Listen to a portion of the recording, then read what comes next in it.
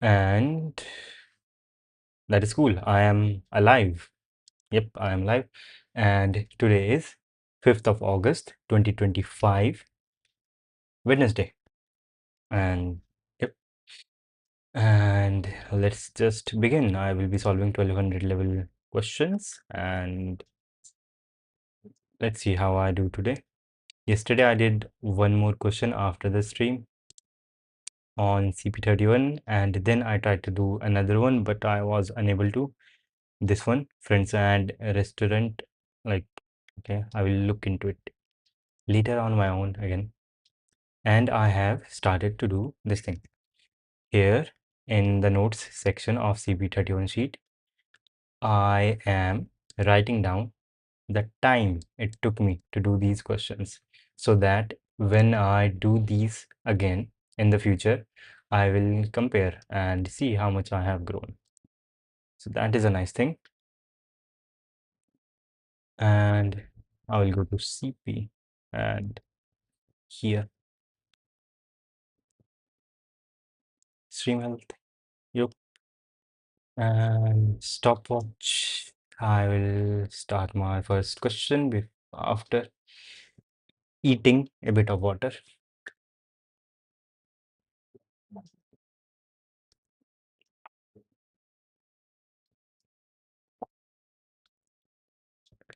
Okay.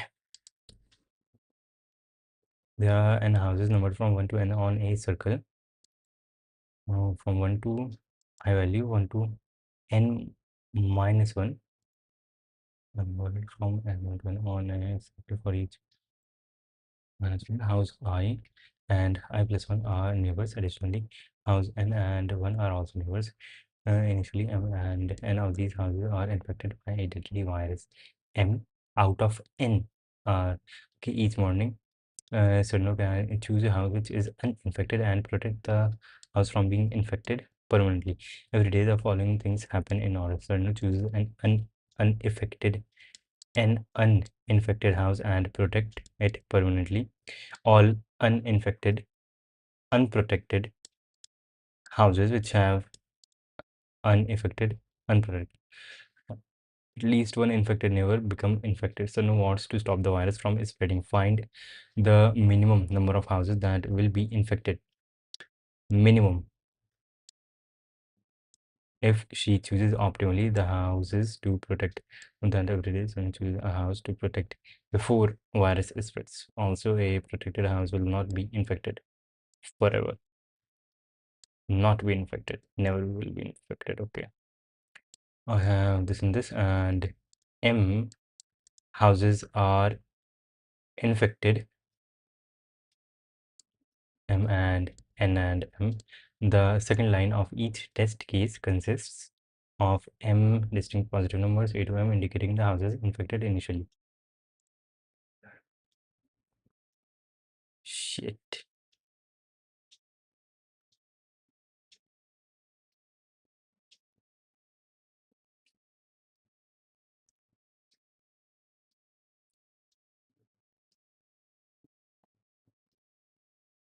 Okay.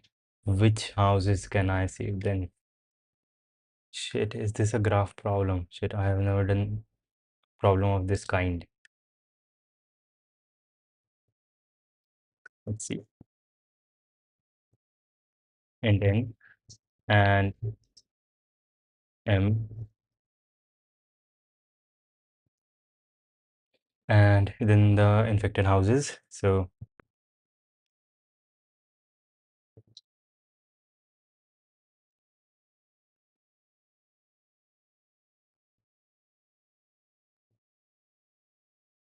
okay, and now what?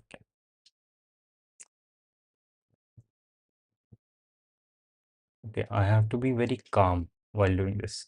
Okay, do I understand the problem? Yes, I do understand the problem that there is a circle and some houses are initially infected. Let's go with this. If I have something like this, I have 10 houses and initially 3 are infected. Let's say this is house number 1 and this is house number 10. Then this is 2, 3, 4, 5, 6, 7, 8, 9. And among these, the infected ones are 1, 2, 3. This one is infected. 4, 5, 6. This one is infected. 7, 8. This one is infected. These are infected. So the next morning, the houses that will be infected will be this, this, this, this, and this. And then on the subsequent morning, these two will also be infected. So what can I do? I need to choose. I can only choose one house at a time, right? For test case, I'll put an integer minimum number. Okay, and okay, one house. I can choose only one house. So brown will be my choice. So I have to choose one of the houses that is going to be infected the next day. One of them, because I have least time to save them. Okay, and that and among the ones that I will be choosing, among the ones that are going to be infected the following day, I have to choose the house which has the maximum amount of neighbors which are not infected or equal, because in this case, if I were to choose this one on day one, then this house has no unaffected neighbors. So choosing this will only save this house and will not save any other house. And for this, the only neighbor it has is this, but this also is going to be infected the next day, and same for this, since it has this neighbor. But if I were to choose this house, so I will first of all save this house from being infected, and it has these two neighbors which will be unaffected, which will not be infected this day and will be saved because of this. So either I choose this house or this house, and then the next day this will be infected, this will be infected, this will be infected, and let's say this will be infected and this will not be infected. This is cool. And now from the remaining houses which were not infected, and I have not chosen this and this, I have to choose one house, and I can choose, I should, okay, this one is not going to be infected, so I should not choose this. I should choose this, and then I can choose this, and in the end I will have these three houses uninfected, and the answer should be 3. 10 3, the answer is 7. Yeah, 3 houses are uninfected, so, and there are 10 houses in total, so 7 are infected. Okay, that works in this point, in this example. And what are the assumptions that I am making? I am making the assumption that at every step I am going to choose one of the house that is going to be infected, right? And I think that is the best thing I can do. That is a greedy algorithm. And also among the houses that will be infected the next day, I have to choose the one which has the maximum amount of neighbors, maximum number of neighbors which are not infected and are not going to be infected on that day. And I think that is also cool. I can work with that. Now is there, so yeah, I got the theory. Now I need to implement this thing. How do I implement? I need a function which gives me the houses which are going to be infected the next day, and how do I do that? I will keep a set. I can keep a set which gives me the houses which are infected, and from that I can derive a set which will give me the houses which are okay. I need to keep count of the houses which are infected, the houses which are unaffected. I do not need to count them, and the houses which are infected, and the houses which I have protected.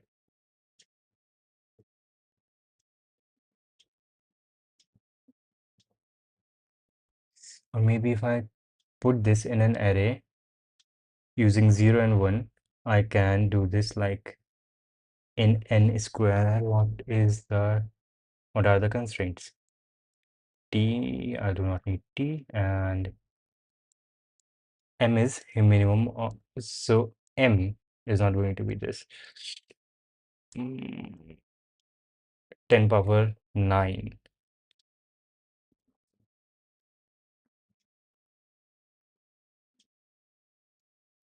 10 power 9. 10 power 9. Okay, so I have the algorithm. I need to find a good way to implement this. What can I use? Bit set, but I will be traversing again and again, and that is not good. While I'm taking the input,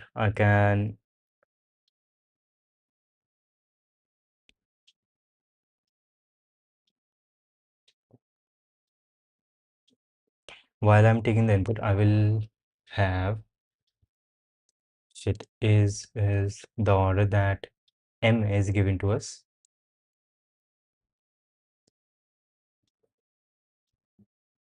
The indices of house that were infected. Nope. Uh, nope. K is not sorted. I can sort it.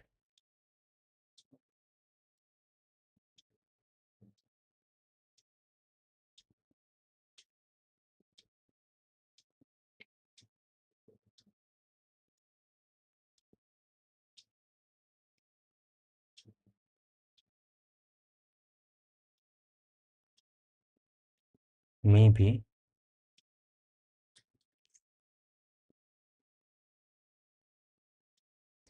if I have this thing and house number 1, house number 10, 2, 3, 4, 5, 6, 7, 8, 9, and I know that this one is infected, and I think this one is infected, and this one, right? Yeah, these are infected. Then if I start iterating from 1, and whenever I encounter one house that is uh,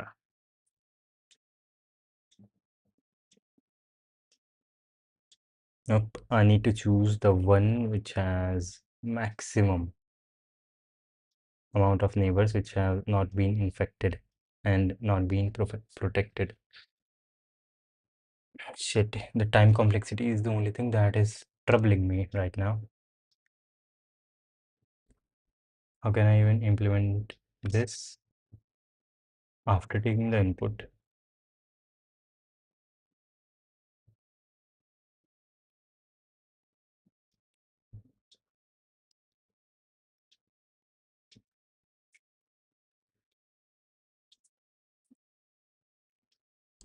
Okay, I do have an algorithm, but I identify these. Okay, I can go through this once, go through K once. Okay, I can go through K once, that is not a problem, and make a list or a set of these houses which are unaffected, right? And that would not be a big trouble. And maybe make a key value pair in which I have these houses, but then I would also have to update their key every time an operation happens. So am I trying to simulate this thing? Nope, I am not trying to simulate.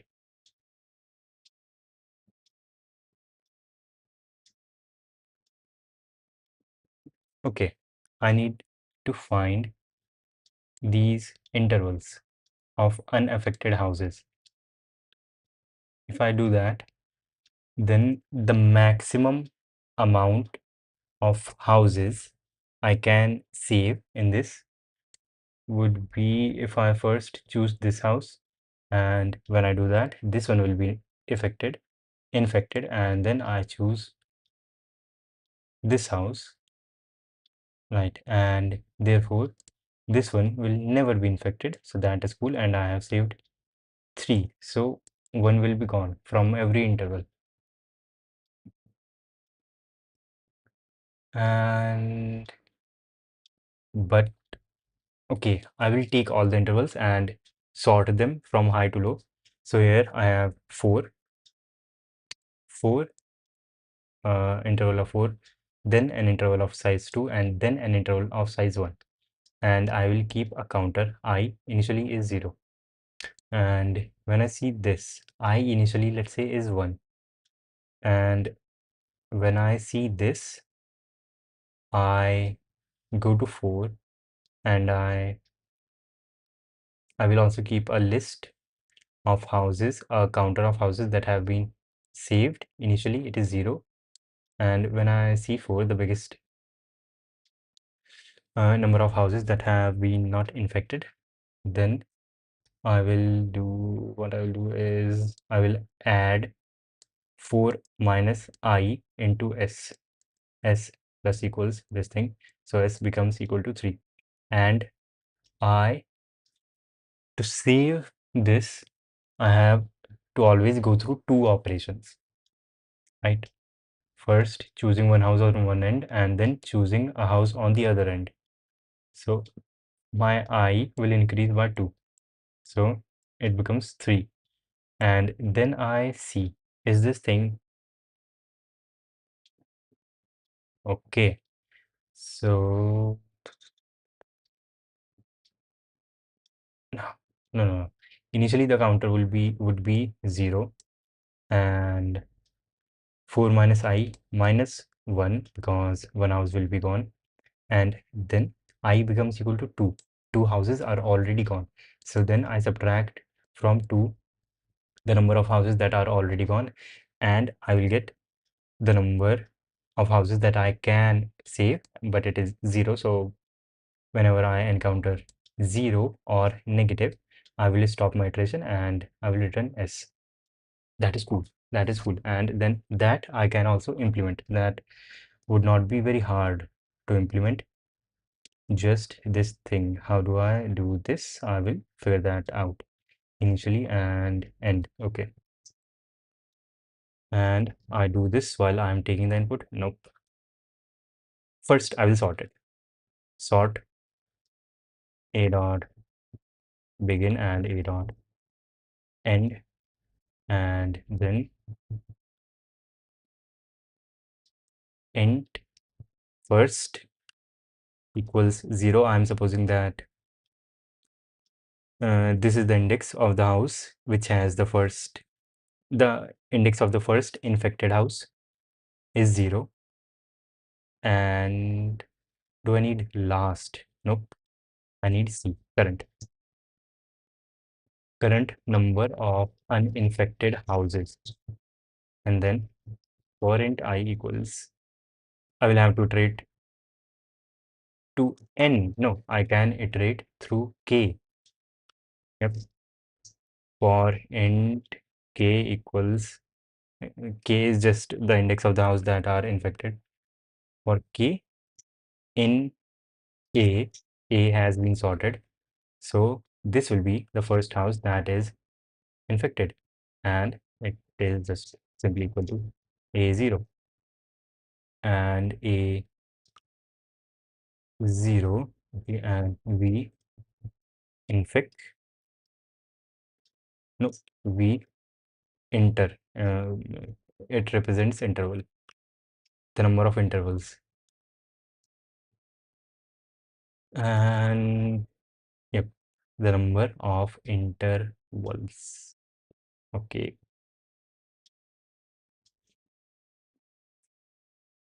Okay, I see a house. I should iterate from the second one. I equals 0, I equals 1, I less than m, I plus plus, and maybe not even go to the last house. Go to the last house, but see only the things before it. Okay, so what is the interval now? Enter dot push back the current value, which is ai minus ai minus 1. That is cool, right? Here I will have this was 3 4 5 6. 6 minus 3 is 2. It is not inclusive because both of them are that, so minus 1. Is this right? Yep, it is right. And at the end I will push, I can push it right here, instead of push back the first house that was infected minus 1. So a0 minus 1, that gives me these houses, and to that I have to add these, which would be n, which is 10.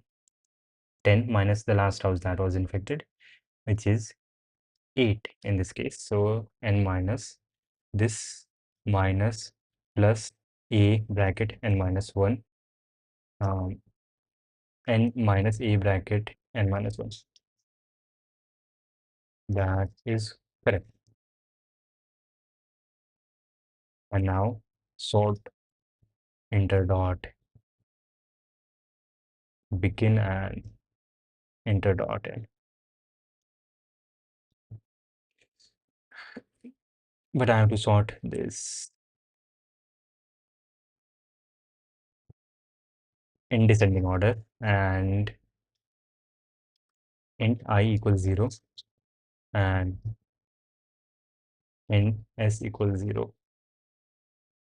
Saved equals 0, and for int x in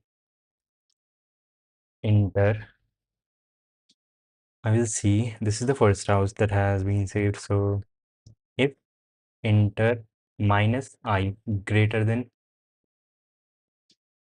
0, what do?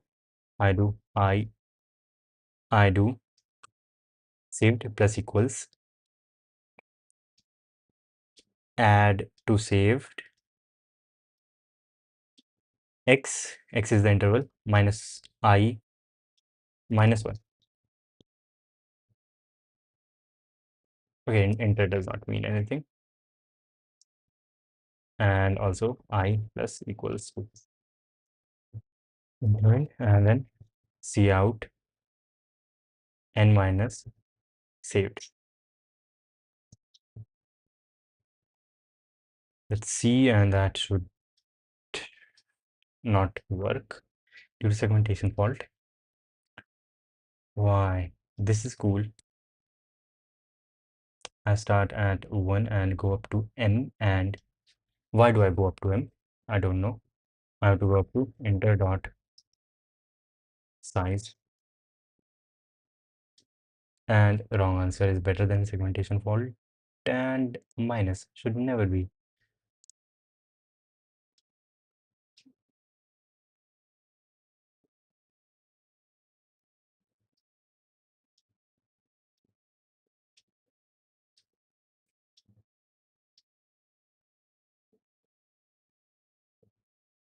Saved starts at 0. Sort enter. I want to see this for this one. 10, 3, 3, 6, 8.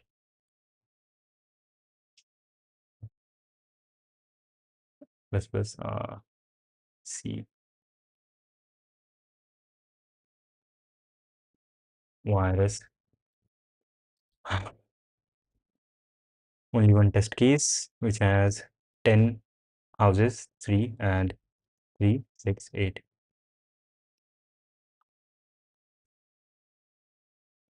12. I just have 12 there.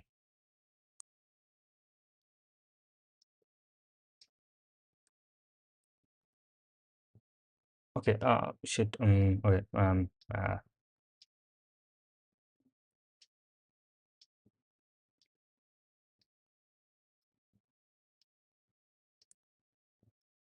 Size of A is M.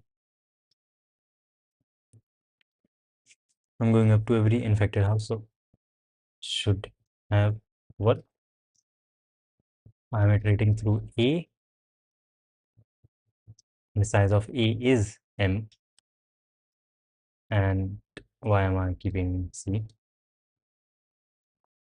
Sort A, begin to end. Yes, so that I see the first infected house first and in order. That is cool.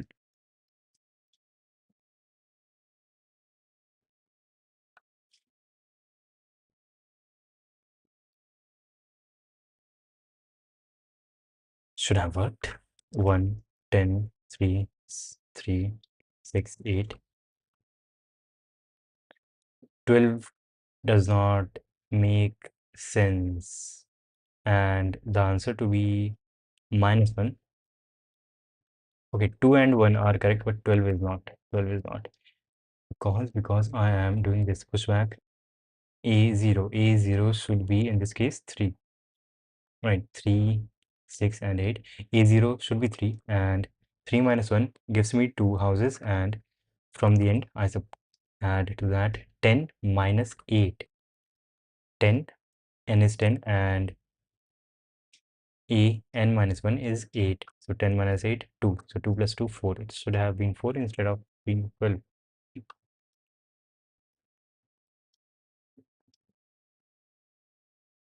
Let me see out A.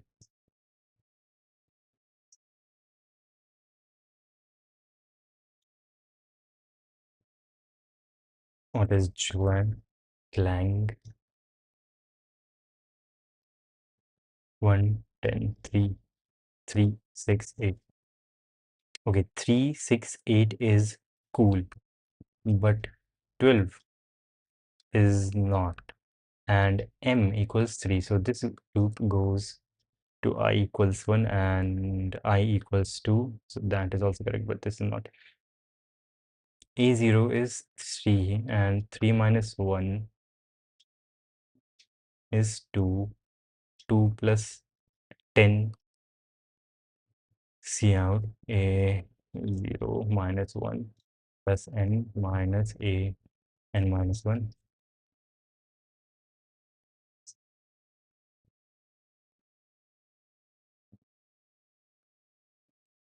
1, 10, 3, 3, 4, 8. 12. Why? A0 is 3. 3 minus 1 is 2 and n is 10. Right? N is 10. 10 minus.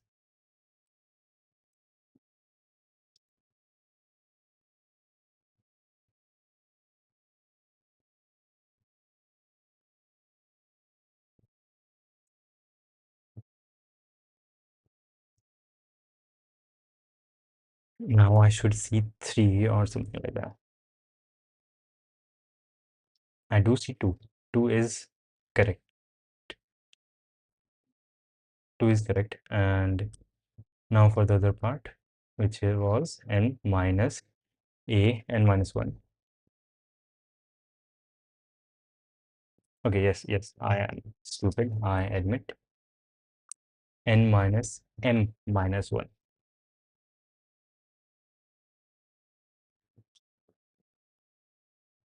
M minus 1 and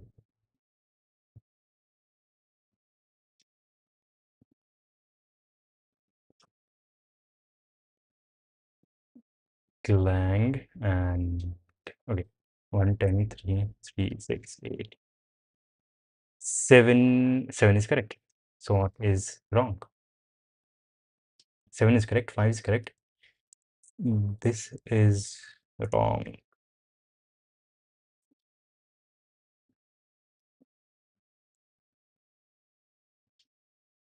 Okay, I have this many houses and that is 4 are infected.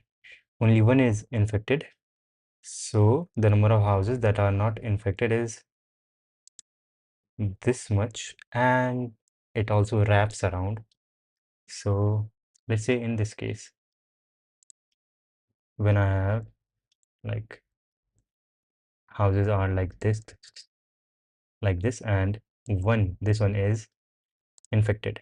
This one is infected. So the next day, this one will be infected, and this one will be infected. And let's say I chose this one. So now this and this are infected, and then I chose this one. Now only 2 are infected and everything else has been saved. So the answer should be n minus 2.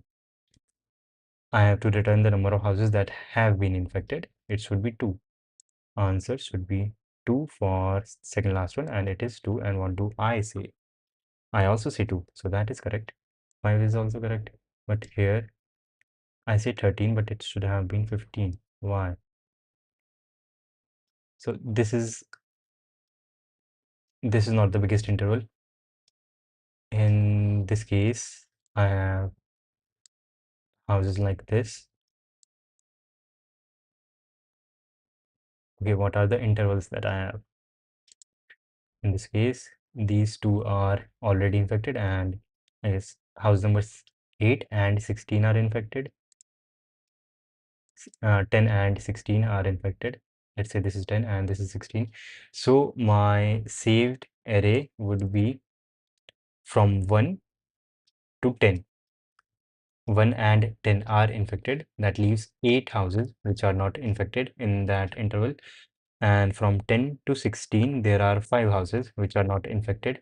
And then from 16 to this behemoth of a number, which is very big, let's say very big number, there are a lot of numbers, a lot of houses which have not been infected. Let's say this much is bigger than this, let's say X. Then if I sort this, I will have X at the front,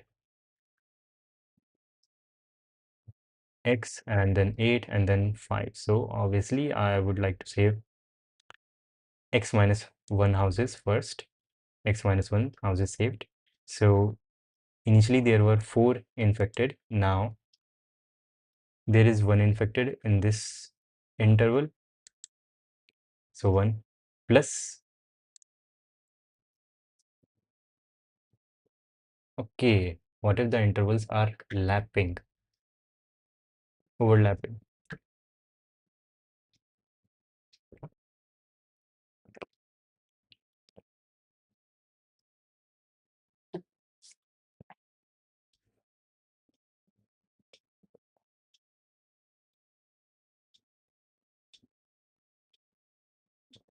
This should have worked. Okay, I had 4 initially, and after one iteration, one day, I have saved X minus 1, and from this interval, I lost 1 house, and from this 8 interval, I lost 2 houses. But then to save it, I will lose 1 more house. So in total, I lost 3 houses from this interval. But then from this one, I lost all the 5 houses. Everything is gone. and in total I lost 1 plus 3, 4 plus 5, 9, 9 plus original 4 houses, 13 houses. I lost 13 houses, but it says I lost 15 houses. Interval of, okay, 4 initially, and then 1, I lost 1 house in this interval. Okay, depends on which end did I lose the house.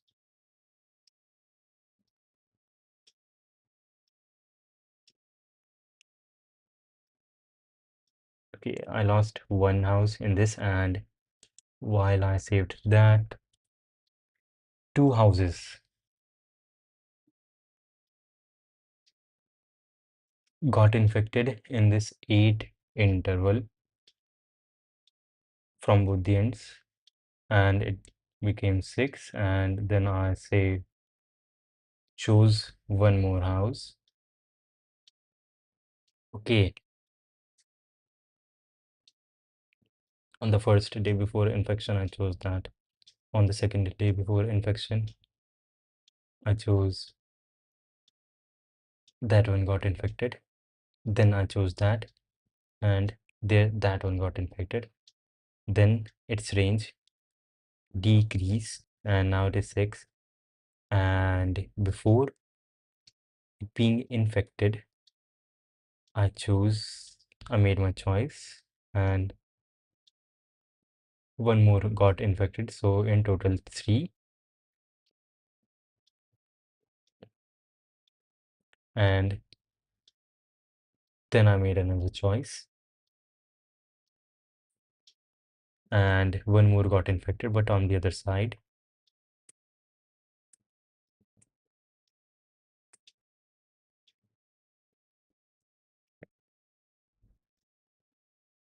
Okay, it doesn't add up. Let's go with another example, which I'm getting wrong. The third one, and this one is doable.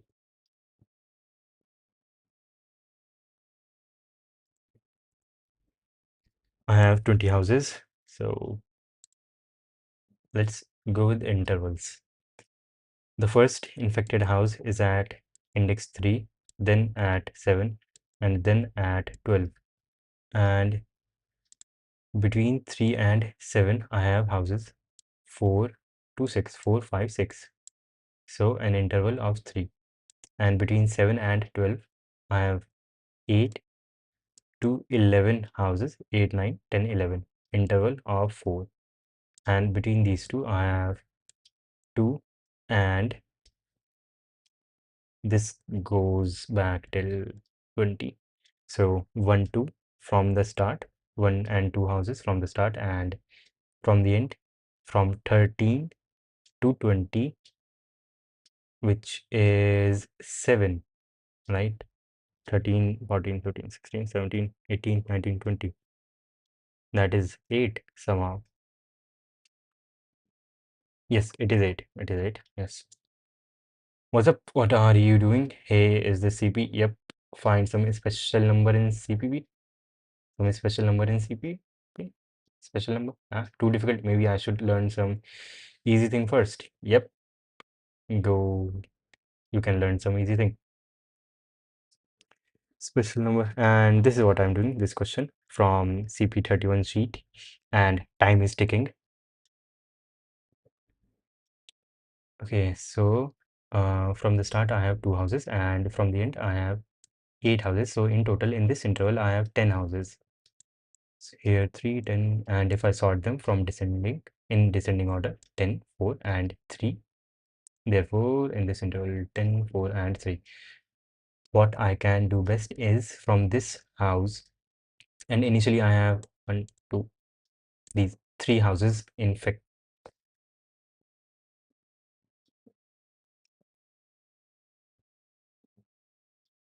Okay, yeah, that is correct, right?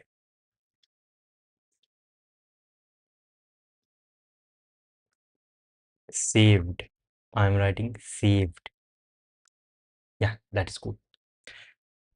So initially I have 3 houses infected, and then from interval of 10, the maximum number of houses I can save would be 9, and one house will be affected from this. And while I'm doing that, I will this interval of 4 would have changed into an interval of 2, and this one into an interval of 1. And then let's say in the next choice I choose one of these houses, and therefore interval is closing like this. Yep, closing like this. So if I the most number of houses I can save is 1, and when I do that, this one will be gone. So in total I was able to save 10 houses, and since I had 20 houses to begin with, my answer should be 10, but it is 11. Which house am I forgetting? Okay, 9. Either this 9. Okay, this is saying that I cannot save more than 9 houses, but I am saying that in the first day I was able to save 9 houses. What is my array for that? 23, 7, and 12.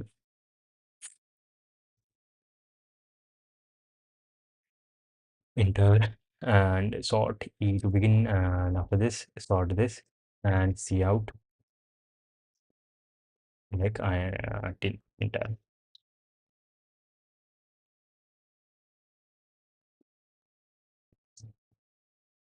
Shit, my key maps are changed. Lang plus plus and C virus 1 test key. Oh, shit, cd back. Dot slash out 1 test case which has 20 houses, and 3 are initially infected, and those are 3 and what 7 and 12, and intervals are indeed 10, 4, and 3, 10, 4, and 3, 10, 4, and 3. So if I have an interval of 10 houses, I know that these 2 are going to be infected next. Therefore, let's say I choose this one house, and while I do that, this one got infected. So my interval is now of size this. And next, let's say I chose this house.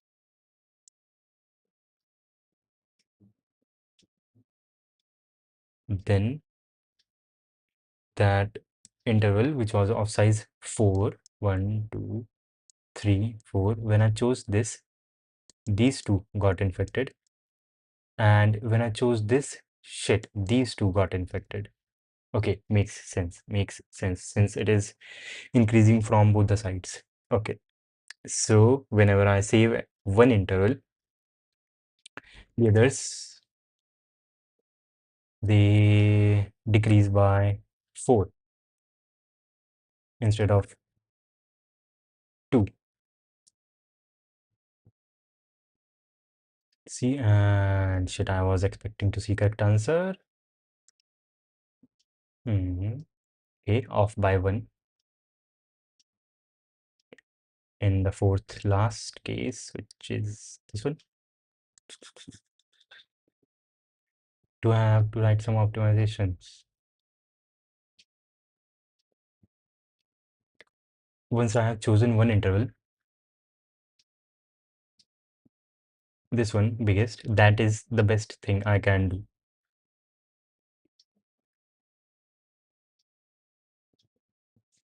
But then let's say the next one is whatever size it is.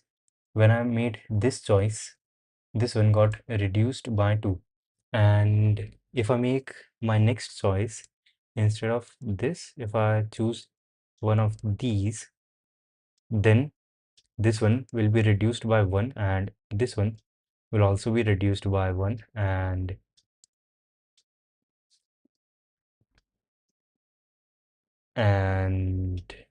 then I would have to choose this or this, and in the meantime this one would again be reduced by 1, and no reduction here, and then I would have to choose this.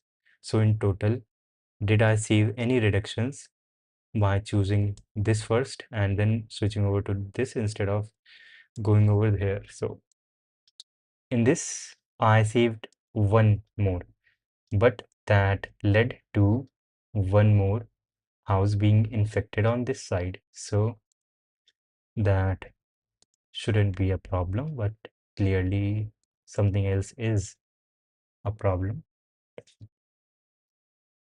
Fourth last, this one, 10 houses, and all of these,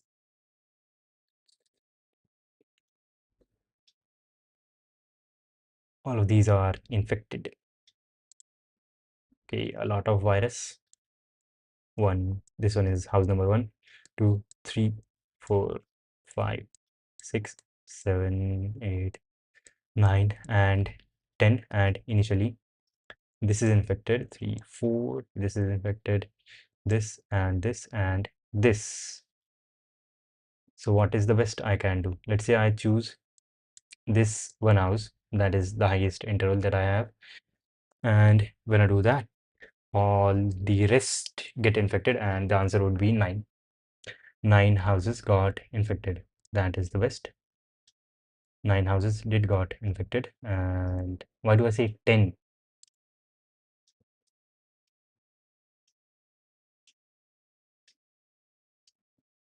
Okay, I say 10 because of this. Okay.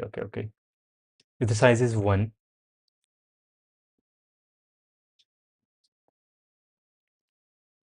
okay. Uh,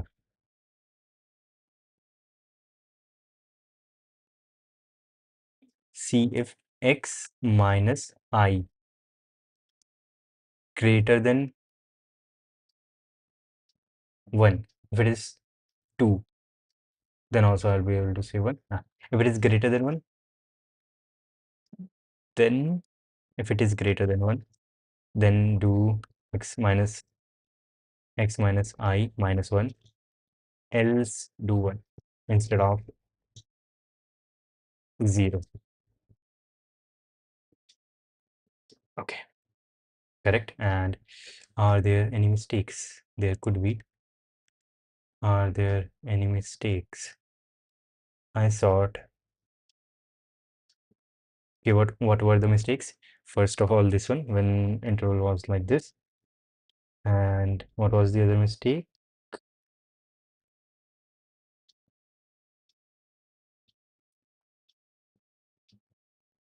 The other mistake was this, when I changed 2 to 4. And yep, that should be correct. Let's see. Yo, Sonic. Hey, as a new member of this channel, what are you aiming exactly and where to start? My aim is to get to 2000 rating, and I am going to stream. So this is more about personal thing, and if me streaming can help you somehow, I'm happy to help. That is the aim of this thing, and I got accepted. That is cool.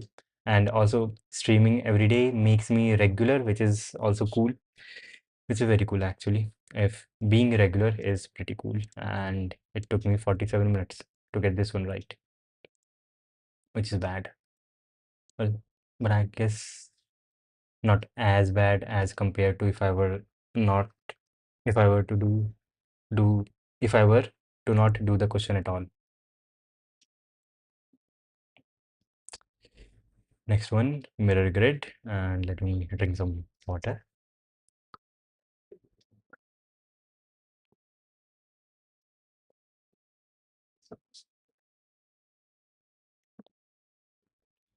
Okay, stopwatch.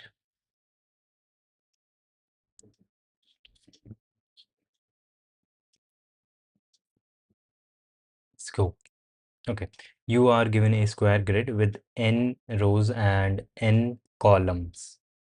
Each column either 0 or 1. In an operation, you can select each grid. You can select one cell of the grid to flip from 0 to 1 or to 1 to 0. Find the minimum number of operations you need to obtain a square that remains same when doing this. Okay, I have done a question like this, a very similar question like this. And it was in a contest, a recent contest.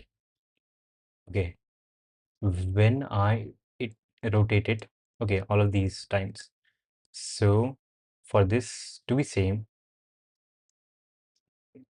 this has to match with this, has to match with this, has to match with this, and this has to match with this, and this has to match with this. And whenever I see a discrepancy between all of these, like in this case, I see that this and this, so I count the number of ones or the number of zeros, and whatever is the minimum, I add them. So what I have to do is iterate from this, and then iterate to this, and then to this. Okay,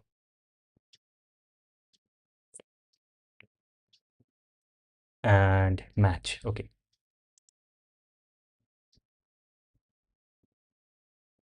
one of 8 to 7 and n, and after that I will be getting this thing. So vector of string, let's call it grid, and for of size n, but does not matter, of size n, and for int I equals 0, I less than n, I plus plus cn grid I, or string s, and no, I can do this, and then cn grid I, and then I will have to iterate int I, and I equals 0, I less than n, and I less than n by 2. But if there is something in the middle, I would still like to go there. So n by 2, n plus 1 by 2, n plus 1 by 2, n plus 1 by 2. This makes sense. And I plus plus, and inside for int j equals I plus 1, and j less than n minus I, and j plus plus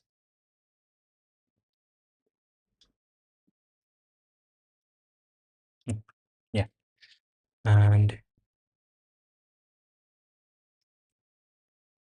just go till n. And now given I and j for some block, let's say this, how do I find all the other ones? Let's say for this it is I and j, then I need to go to the other side. Shit, how many? Okay, do I just replace I and j? In this I and j both are equal to 1, so I do not clearly replace them.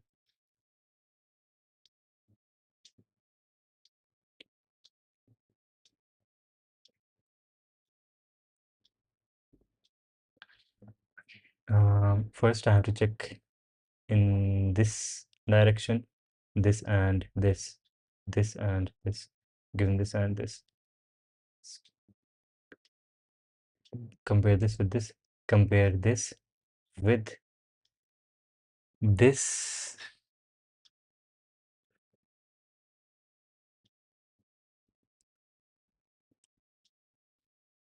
I in this case is 0 and j is 1. From I 0 1 I have to go to I 1 3, from 0 1 to 1 3. So how many j's j this is? I have to go that many I. So j becomes I and I becomes j. And for this, j becomes I and I becomes j. So that is cool. That is one thing. Okay. And okay. And in this, it is 1 1 and it gets converted into this, and that is wrong clearly.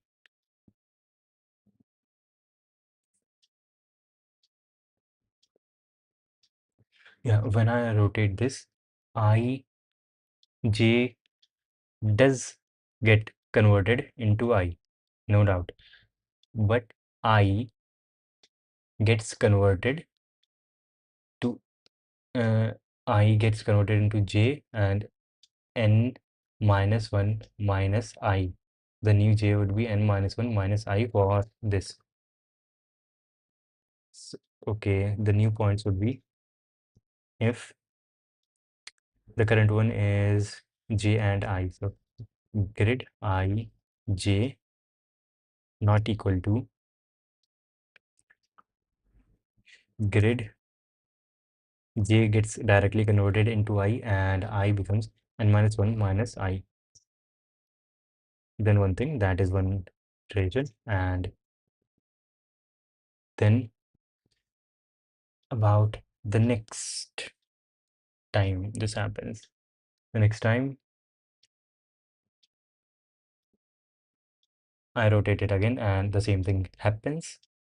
Yep.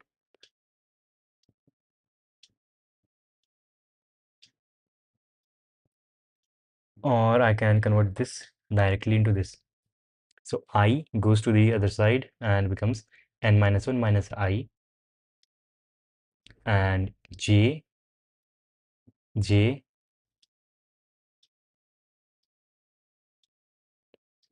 yes, and j becomes the new j would be n minus 1 minus the j. Yep. So initially this is what I had, and now this is not equal to grid n minus 1 minus I, and the new j is n minus 1 minus j. Right, and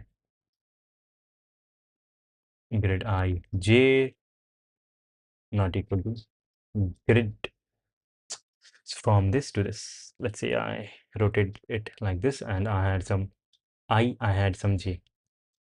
J gets converted into n minus 1 minus j.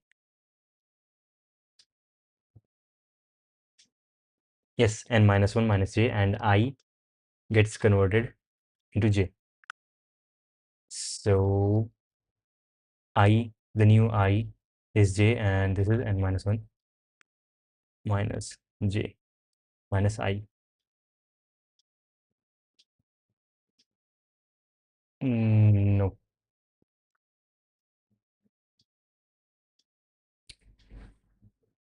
I becomes j. I becomes j. And what is the new I? N minus 1 minus j. N minus 1 minus j. And this is I. Okay, I got the new indexes, and if they do not match, I have to see how many don't match. So at most, either all of them match or two of them don't match, like three of one kind and one of one kind, in which case I change it. I change one of them and number of operation increases by one, or two of them are of one kind and two of them are of another kind. Okay, so int diff equals 0, and if this is the case, then if plus plus, if plus plus, and if this, the heck, and if this, if plus plus, and if this, then I have to change virtual editing.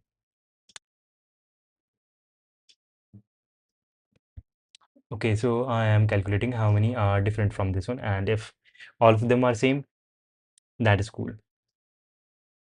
If one of them is different, I will have diff equal to 1, in which case I will increase my counter by 1. If another one is two of them are different, I will have diff equal to 2, in which I will increase count by cost by 2, and if all of them are different, then again, okay,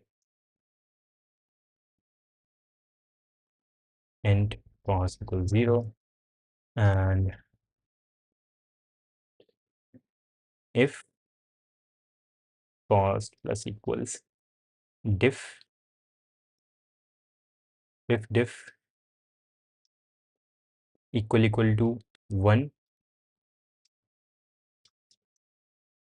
uh, if diff, like if there is a difference, then cost plus equals c, diff either equal to 1 or diff equal to 3, equal equal equals 3. If that is the case, then increase by 1, otherwise increase by 2. And again, see out cost, and due to some reason, I have a feeling that this will not work. Okay, I said 2 here, and clearly I should have said 1, but why? I said 2 in this one. Why? When I compared this, so diff was 0, we are cool. But here, diff was 1, so cost is 1. And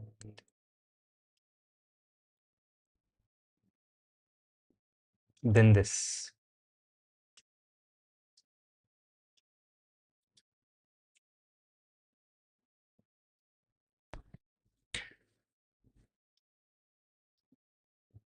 So I was 0 in the first case, and I went iterating from j equal to I.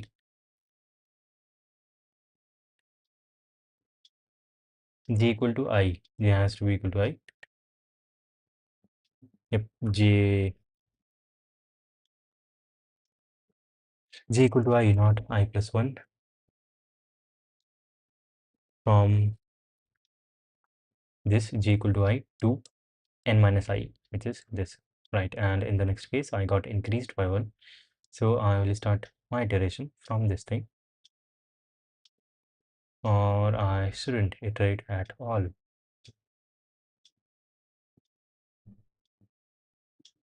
I just have to change this one into 1. N minus I minus 1. Okay. Okay. Okay. That one should have been 2, but it is not. Should have been 1, but it is not. Let's see. Diff.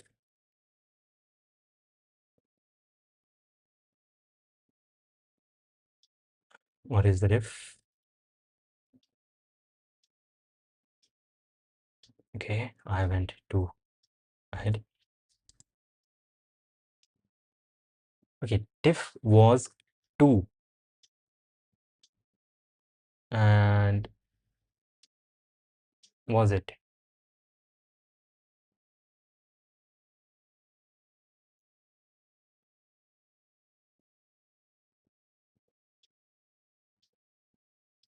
Yep, diff was 2.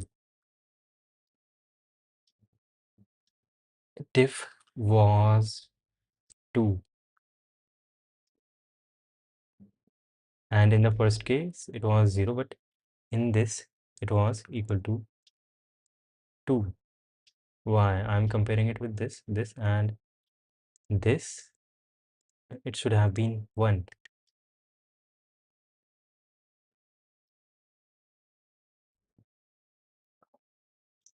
See out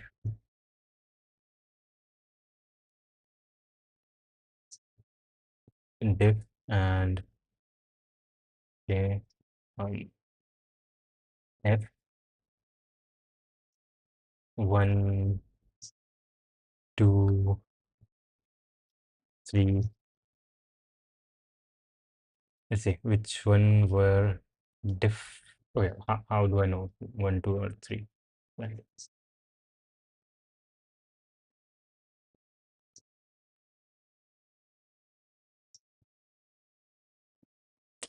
Let's see which one were different. 1, 1 and 3, 3.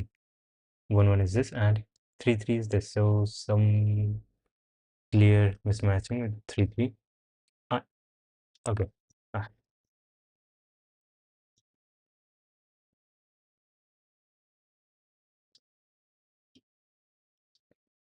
now it is just 1, 1. So yeah, cool.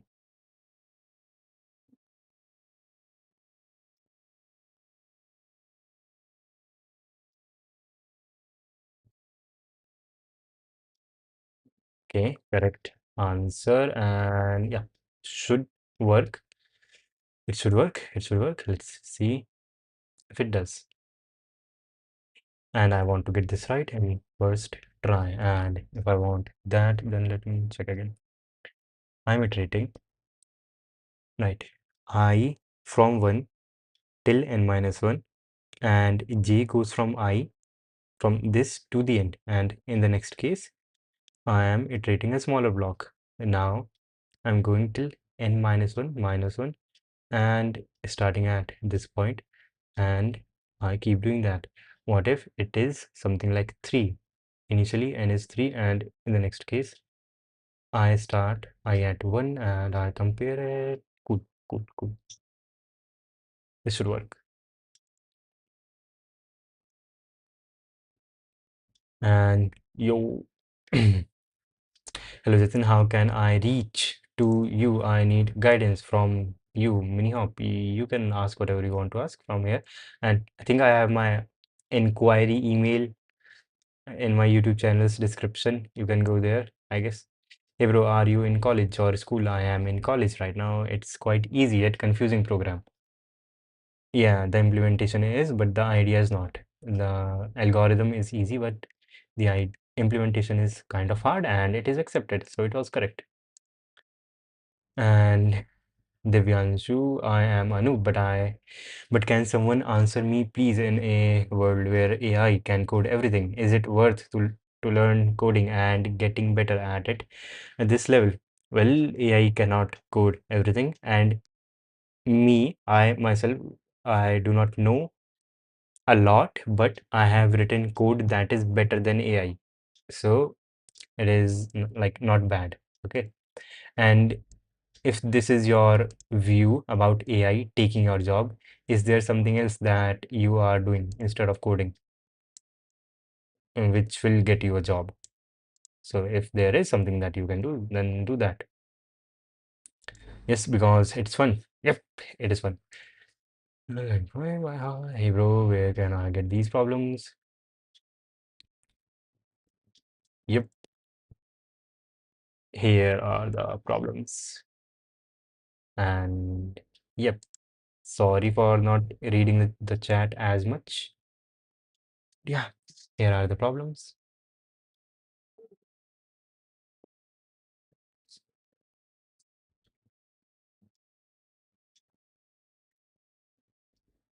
Yep, yep, that is guts. And shit, some frames have dropped. 47 frames have dropped, and it has been 1 hour. This has been nice. I have done 2 questions. That is cool. Shit, I should have stopped it. I did this in 18 minutes. So that is cool. Mirror grid. 18 minutes. Save. And I will move on to the next question. unless there is something in the chat, which it is not.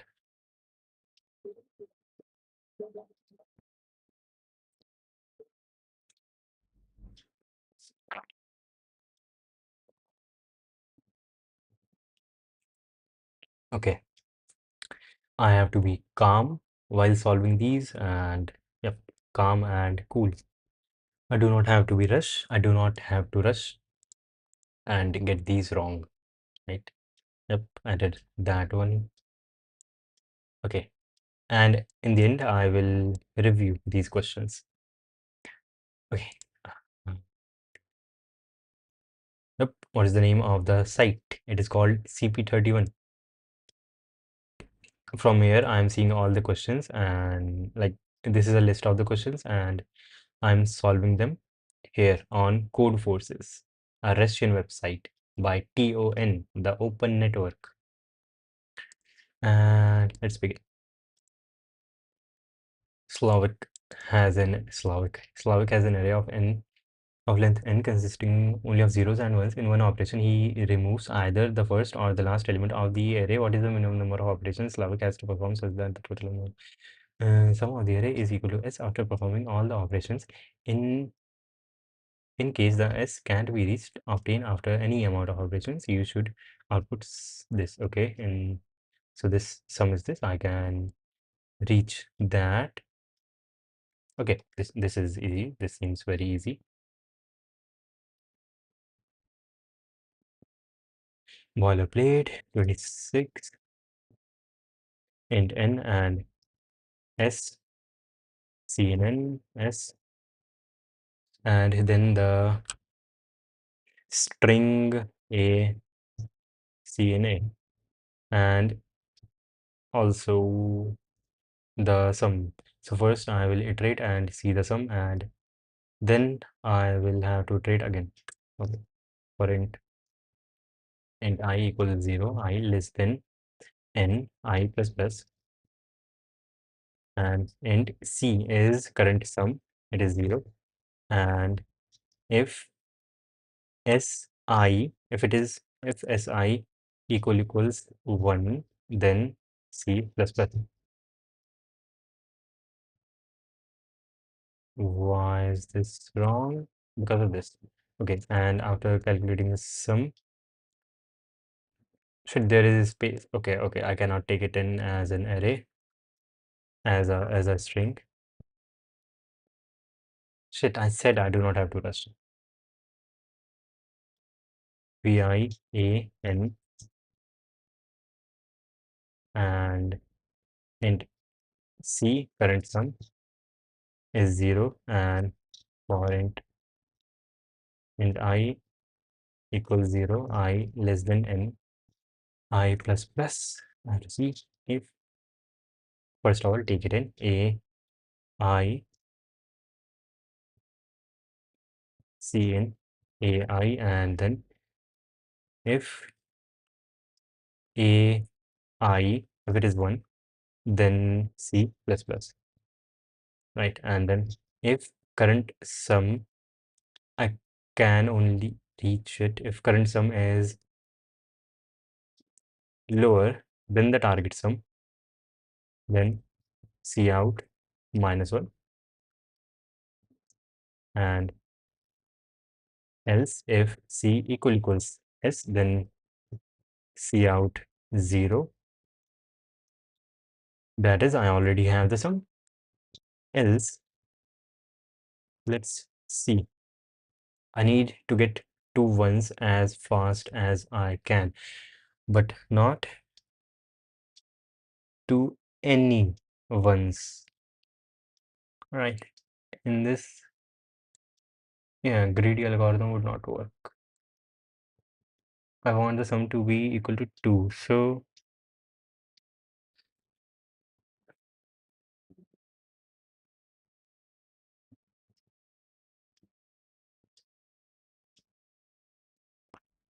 I want to find a subarray in the middle whose sum is equal to the target sum, and that is what I will keep. And to do that, I have to find the longest subarray with the sum equal to that thing. So I can start with 2 pointers, and if I see a 0, then I will not move. If I see a 1, then I will move. But if I see 0 on both the sides, then how do I decide? And if I see 1 on both the sides, then how do I decide? If I see a 1, okay, if I see 0 on both the sides, then do I move to the one that is closest to the 0 that is closest to a 1?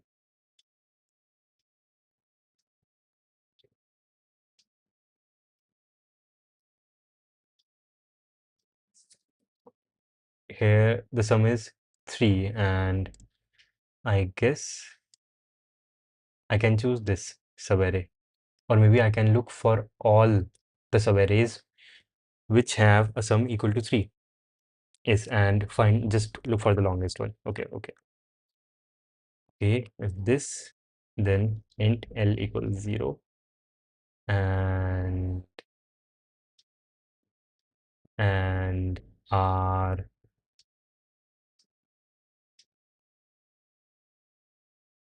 no, vi for int I equals 0 and I less than n, I plus plus, and int, let's say j equals 1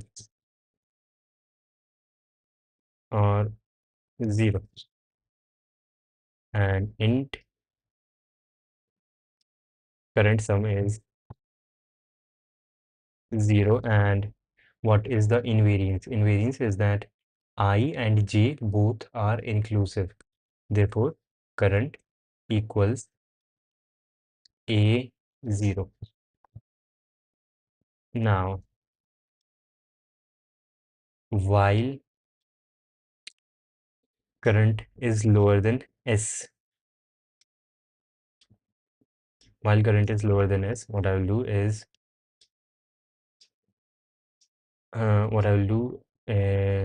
I know that the sum can be reached, but maybe from not from all the places. Okay, j lower than n, and yes, you are. Then what I will do is, I know that I have to move one place. I have to move one place. Mhm. But if j is like equal to n minus 1, then I won't be able to move. So j plus 1 is lower than n. Then I know that I can make a move and I should make a move. Therefore, curl plus equals whatever the value is at a j plus plus. Now, at the end, I will either see that if curl equals sum, then int mx initially would be 0 and cur, then mx equal to maximum of already whatever the value is of mx, and j and I both are included. Therefore, I minus j minus I minus 1. Add 1, yes. Since I and j are both included, okay, if that is the case, and otherwise, right. Mhm. Okay, and else if I was not able to reach the sum, then I can break. And if not that, then per minus whatever the value is at I, ai. Since I am moving forward I by 1, making I move forward by 1, and so if it is 0, then I do not reduce anything, but if it is 1, I reduce the sum by 1, and this thing will ensure that I increase j till it is this, till the current sum is lower than S and ji is this, and at the end I will output n minus mx, and let's see, it might be off by 1 or 2. Yeah, it is off by 1, but it is off by 2 here. Okay, in the second case it is off by 1. Why? I want this to be this, and I can simply remove this. Okay, so initially this would be I and j. Okay, I didn't go further enough. Okay, I could have moved. Yep. So while sum is lower, do this then. While cur j has, like, next choice has to be available in every case, or and at the same time either cur is lower than s, then just increase it, or either cur is lower than s or the next one, which is, I know at this point available, sj is 0 or not sj, or not aj. Aj is, makes sense, aj is equal to 0, and I was expecting the right answer this time. It says, I say 2. Why do I say 2? So I start I and j at this point, and sum equals that. If it is 0, I can always increase.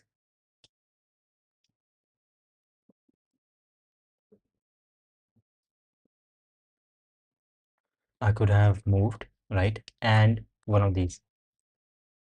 Is cur lower than s? Either cur is lower than s, or the next one is 0. Not j plus 1. The next one that I'm going to. Okay, shit. I was expecting the right answer this time, but I got right here. But still, this one is wrong. Why? J minus I plus 1 and take the maximum. Else, if it is not equal,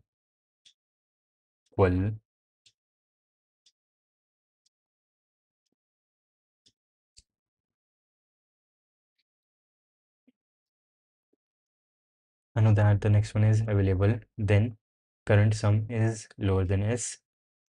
Okay, if it is lower than S, then move, or the next value that I can go to is 0, so it does not affect the sum, so I can go there. And initially I and j would be equal, and current would be 1 in this case. Current would be 1. Yes, current would be 1, and okay,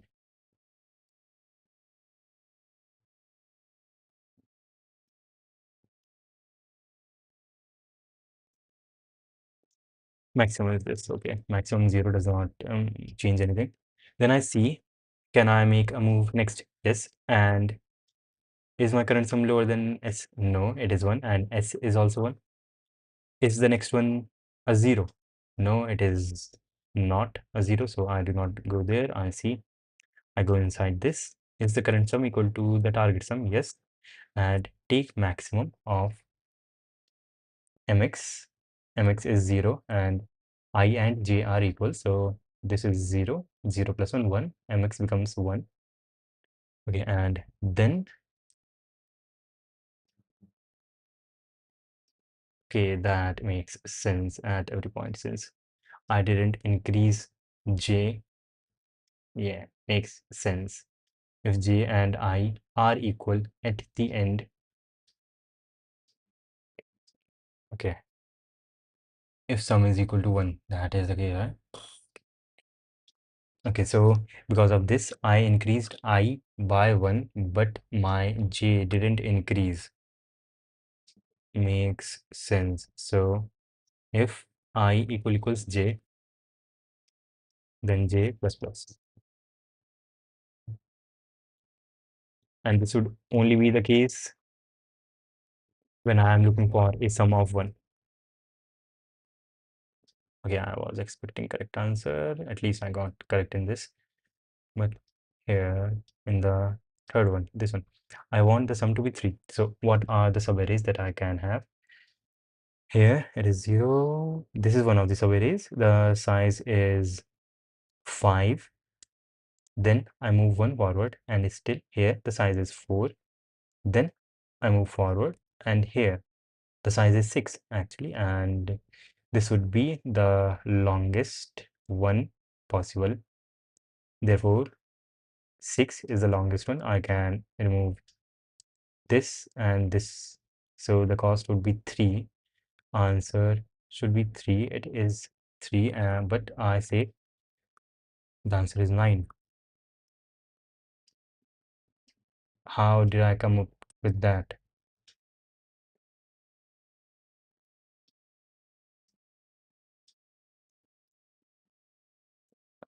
Why do I say that the answer is 9? 9 is 9. No, no, 9 doesn't make sense.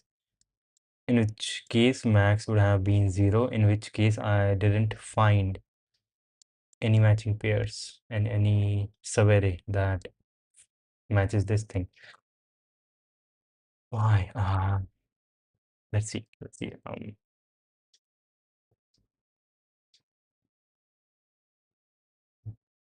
See out your new line.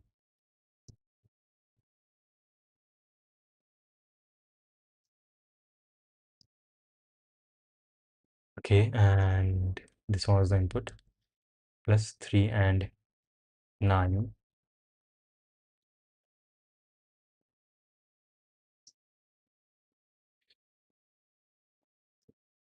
Let's slash out 3, one test case which has 3 and 9 as the things, and then this, and the answer turns out to be -1, which is actually crazy. -1 doesn't make any sense. J is 0 inclusive and I is 0. J and I both are inclusive. Current sum is equal to 0 and max also equals 0, the maximum length of the array that I have found. I go there, and when I equals 0, I output current sum, current sum. I didn't output current sum. What the heck? Why did I output -1? And why didn't I output cur? E binary dq client plus E binary dq, not slash out 139010111100001. Why am I outputting -1? I'm saying that this is never possible. Why do I say that?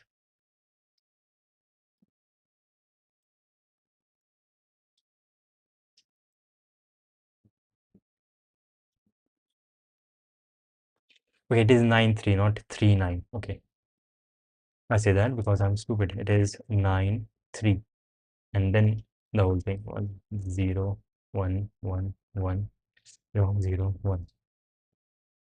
Okay, initially the sum was 0, and then I never came out. Then I never outputted this thing. Why? When I do break, what am I breaking from? I'm breaking from this whole thing.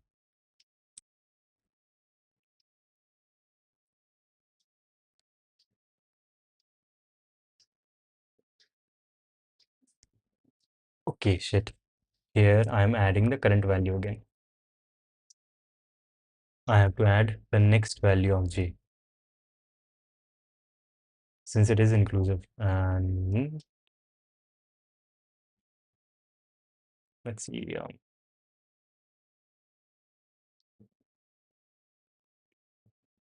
Okay, it is only wrong in the second case now, which is again this. Okay,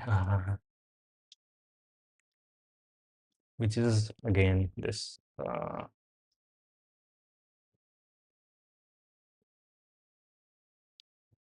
See out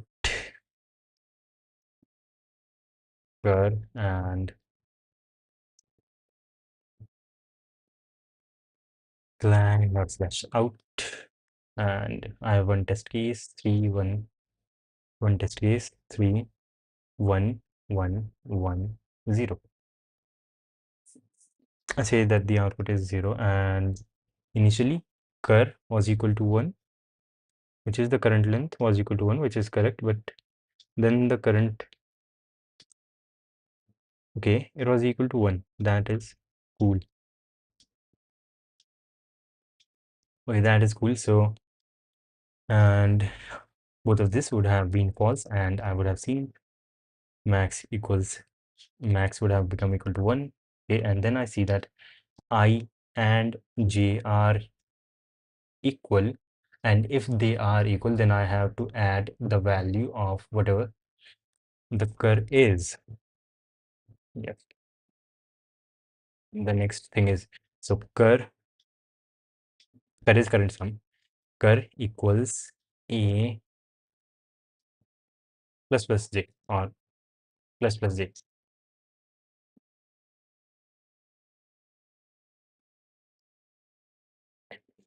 And else simply increase it. Does that make sense?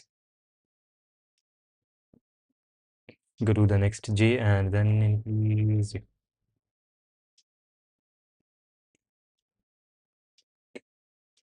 Everything is wrong. If I equals j, then cur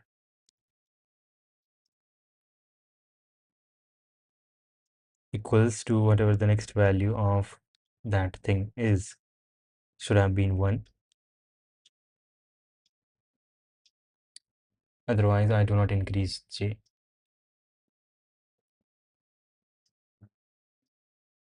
I actually subtract.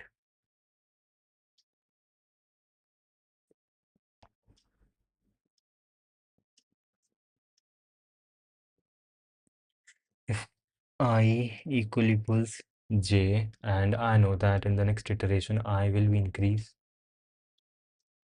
and I couldn't have taken j any further.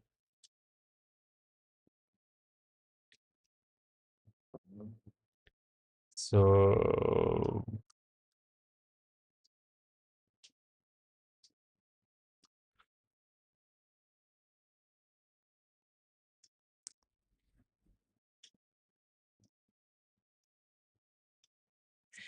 I will lose the last element anyway, so I don't have to do this. And cur equals the next one, which makes sense. So everything is, whatever is wrong, it is here. So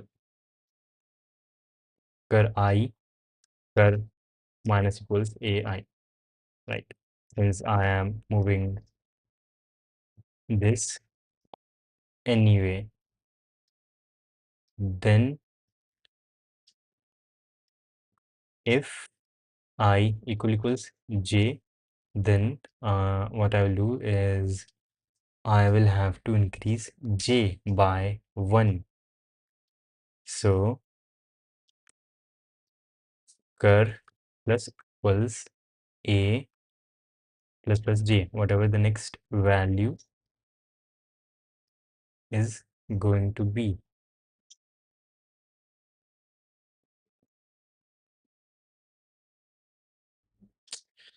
It says okay, it says wrong answer because I'm printing that thing. Okay. 23 minutes. And is this correct? Yep, this is correct. I'm just using two pointers method to do my bidding. Let's see. Yo, what's the name of the site? Hello, Drake. You have been like, you were here also yesterday. Accepted. And the site is this CP31 and code forces is in the chat right here. It took me 24 minutes. Should not have taken me that long. Anyways, it did take me 24 minutes, which is bad, which is not good. 24 minutes.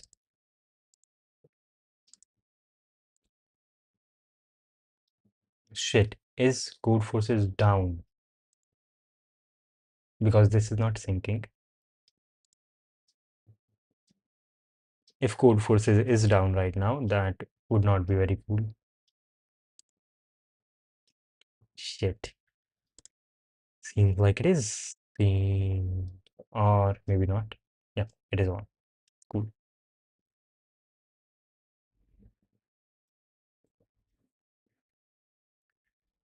And binary DQ refresh. Yep, it is green now. And I have done three questions till now. Virus, it used a like cycle thing, so that was cool. And then mirror grid, it also kind of was a cyclic thing. And in this, I used two pointers. And now Stone Age problem. And it has taken me 1 hour and 36 minutes to do three questions of 1200 level. That is fine. But I am disappointed with my performance in binary DQ question. I could have done this faster. It took me 24 minutes to do this. I could have done this faster. This was like very easy. I just had to find the longest. And this is what we call a complete search, because in this question, the question was the question was this. I had a list of zeros and ones, and I have n number of zeros and ones, and they have some sum. And in one operation, I can remove either this element from the left or the element on the right, and I keep repeating that. And initially, these ones add up to make some sum, and my goal is to do these operations, removing elements, and make the sum of that new remaining array equal to this target sum. And my goal was to find the minimum number of operations that I had to do this. So what I had to realize is that at the end, after I have removed some elements from the left and some elements from the right, at the end I will have some subarray in the middle whose sum will be equal to the target sum. So what I can do is go through this using two pointers method and find all the subarrays whose sum is equal to the target sum. And when I have done that, I have to just see the biggest subarray, the longest subarray whose sum is equal to the target. And that is the longest subarray that I can have after removing all the other numbers. So in this example, I have this subarray which has the longest sum equal to 2, and then I have this subarray whose sum is equal to 2, and then I have this subarray whose sum is equal to 2, and it is the longest one. And then I have this one. So I would choose this one, and this is the longest one that I can keep, whose sum is equal to the target sum. In which case I can remove these two elements. So two operations on the right and this many five operations on the left. So 7 should be the answer. 7 is the answer. So that is cool. Uh, I think I can state this more formally instead of saying the longest subarray whose sum is equal to this. I guess if I were to call this a dynamic programming thing without memoization, till this point, yep, till this point, what is the minimum, what is the maximum length of the subarray whose sum is equal to the target? Initially, it is 0, or initially it is like plus infinity because that does not exist, right? And at this point, it is 1. And then I encounter a 0, and I can encounter a 0. I can begin by 0, so that's cool. I can go forward, right? Yeah, in that case also I would be using 2 pointers. So yeah, that's cool. That is cool. I can move forward to the next question. And yeah, binary DQ. This is what I did right now.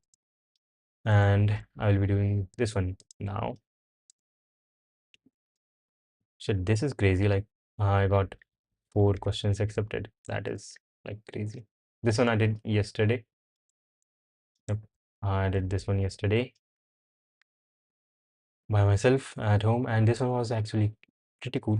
Removing smallest multiples. I had to find like, yeah, this one was similar to the one that I did just now, because in this also I had to use 2 pointers, kind of. Yeah, I had to use 2 pointers. One pointer was slow, the other one was fast, and yeah, stuff like that. But before that, I was using some very unoptimized method, and that is why time limit exceeded TLE error. But then I did it. And I guess this should say 2 pointers, or it might say greedy. Greedy implemented by 2 pointers. And right now, I will go to the washroom for a minute, and I will be right back.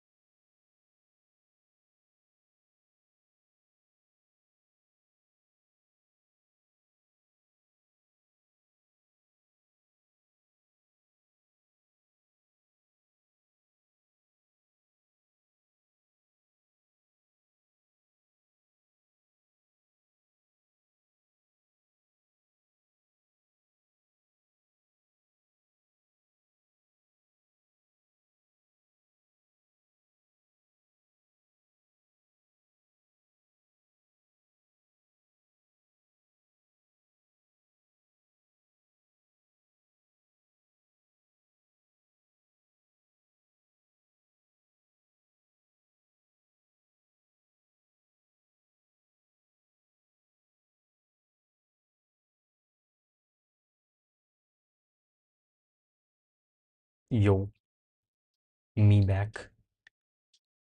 And now, yeah, new question with some water.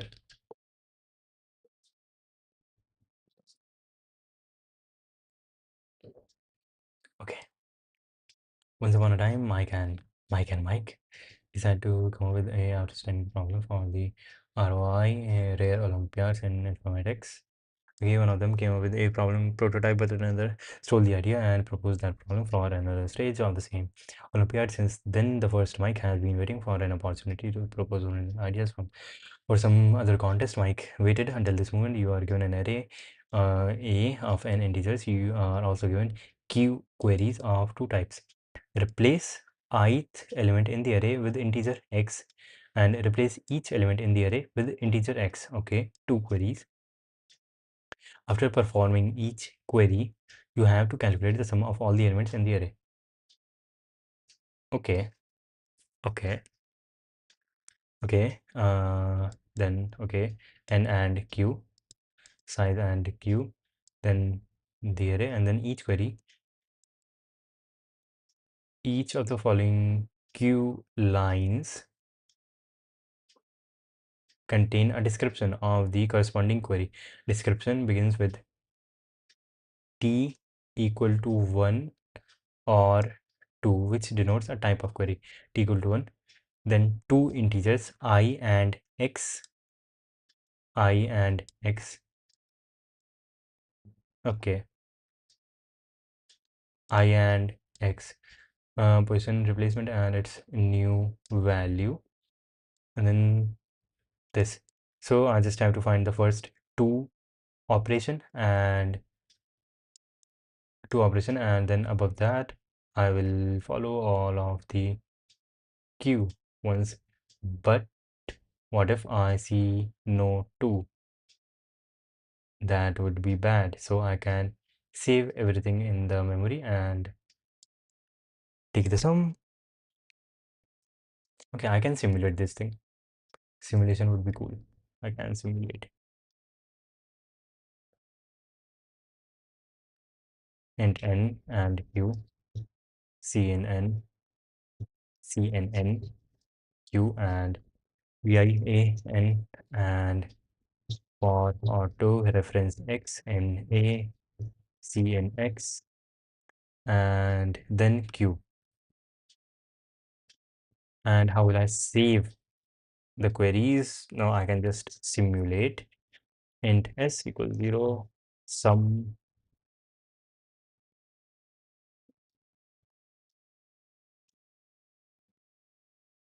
and cnx, and sum plus equals, and while q minus minus value as it's taken cn, I will need I and x and t, the type. Let's say cn t, and if t equals 1, then I do the first query, that is cni and x and sum plus equals, what would be the new sum? I will add x and minus ai minus 1. Else if t equals, then take an x and s equals n into x, and again cout s,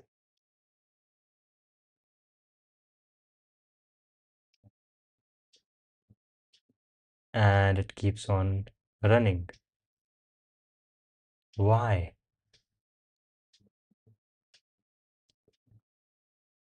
While q minus minus size n taken t. Is it because I'm taking in numbers and in between taking these numbers I'm simulating the thing? No, that shouldn't be a problem. Oh shit. Because okay. No. Okay. Yep. My bad.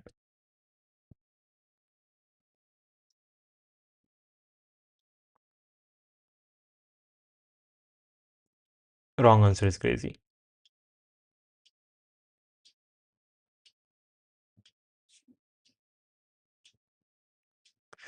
Okay, what I have to output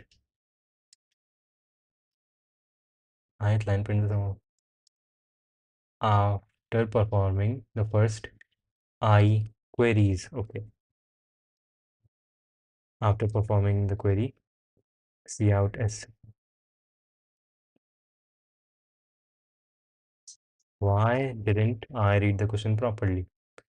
And still I am messing up at some place. 2, which means I have to do the 2 thing. So this was cool. I changed this by this, okay, and then I did this, everything became this, and then I changed the fifth by this, so it should have become increased by 56. It should have become 56, not 51.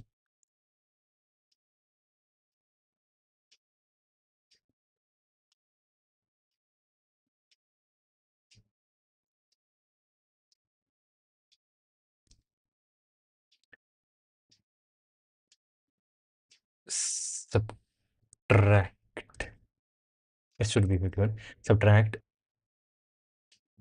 the original value and add the new value, or yes, subtract the original value and add the new value. So minus 10 plus 11.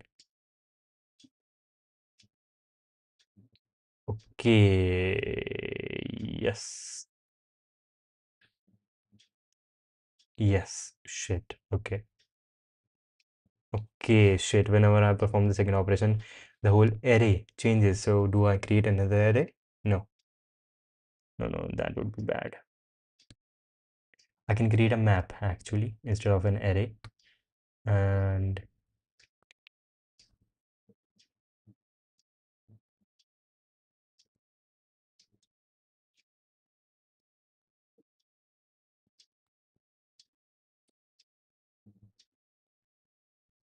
shit, okay. Whenever I perform this two operation, I have to change the whole array, but I do not want to change the whole array. For that, I would have to go through everything. So instead, I can keep a counter, keep record of this 10th element, and also keep a set, keep a map of, I will keep a map, and if in that map in that map I will update the values. But again, I will have the current values. But again, if I go through, if I see a 2 again like this, if I see a 2 again, shit, the array changes, right? Yep, the array changes. If I see a 2 again, if I'm outputting shit, whenever seeing a 2, I have to change everything. Whenever I see a 2, I have to change everything. So whenever I see a 2, I have to change everything, and that is bad. Maybe I can keep another array, but then I would have to update that whenever I see a 2. It is just the part about updating. Do I create another array every time I see that? I guess, but that would also take time complexity n, because I will be creating an array of size n, or even if I create a map, that would also take time. So when I see this, I can just outputting the answer, and for this query is not hard, but after that, when I see this, I need to update this value, and then for this also I will update this value.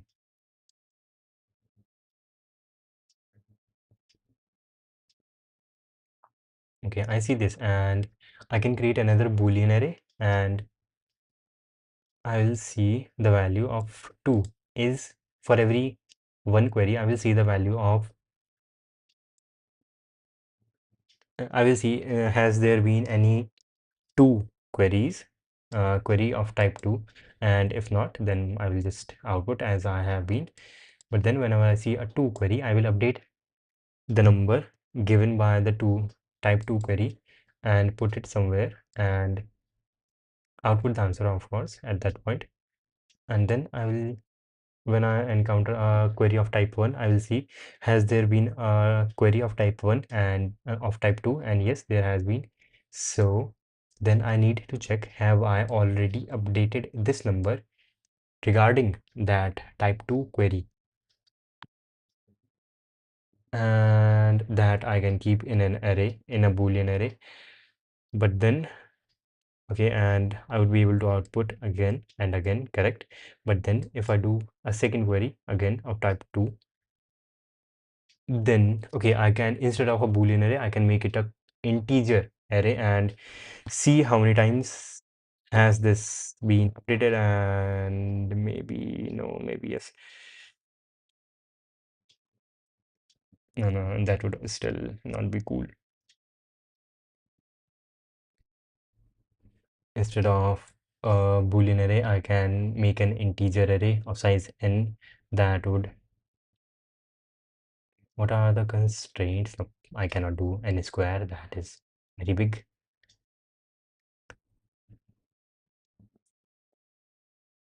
So I have to keep this information dynamically. Whenever I see a query of type 1, I ask, I have to know a few things. Has there been a query of type 2? And if there has been, then one thing. And if there have not been any queries of type 2, I will just continue normally. But if there have been some queries of type 2, what do I need? I need to know, has this index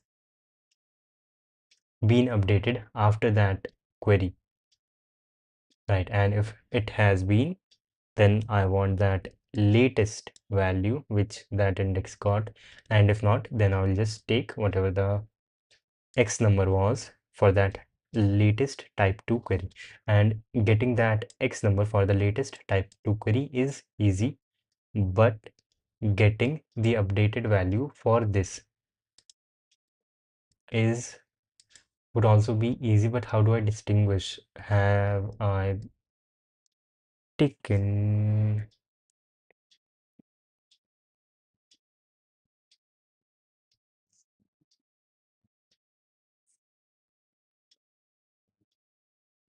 I can see if it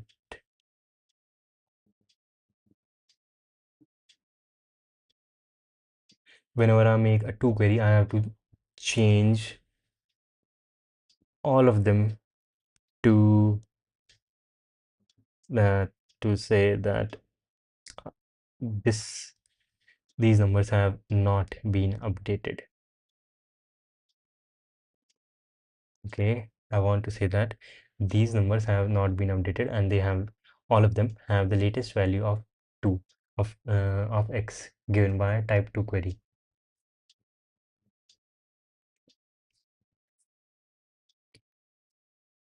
So what I need to know whenever I see an operation of type 2, and I know that a query of type whenever I see an operation of type 1, and I know that a query of type 2 has been done before, then I need to know, has this index been updated?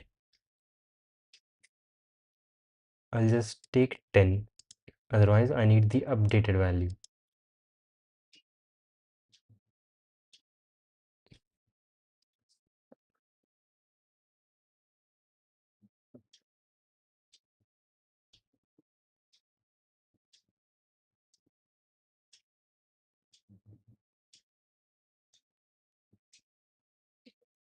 Otherwise I take the updated value. Shit. So that is the only distinction that I need, and I do not want to go through all of the n numbers and say that all of these are I can create a bit set and take and, but bit set is constant size and I cannot create a bit set of size n, right? I cannot create a bit set of size n.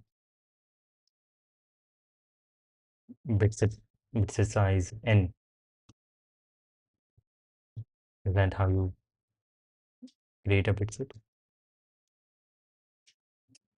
uh b no, no, because if I could just take and of that number of that bit set with 0, and that would give me, that would change all of them, so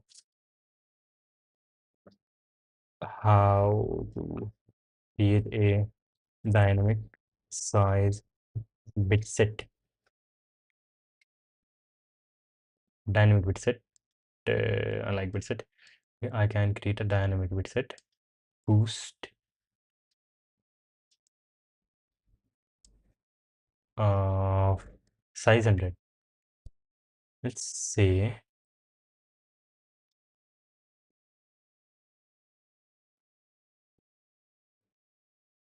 is it not in the STL? To create a dynamic bit set of size C in C++, the primary method involves using the boost library, or in some GCC environments, this thing tr2 dynamic bit set, or boost dynamic HBB.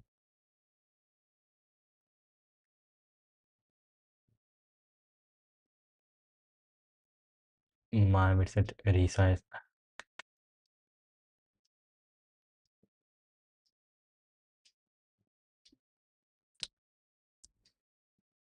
Variable size bit set, kind of, yes. Bit set n, yes, that is what I need. N, that gives me error. How can I do that?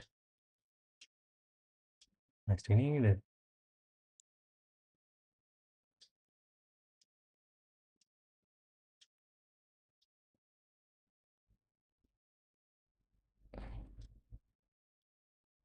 Int n and create bit set of size n, and wait, what is the maximum value of n? I can create a bit set of that size. 10 power 5, 2 into 10 power 5. If I do that, bit set of size 2 into 10 power 5, which is like um shit 2e5 bs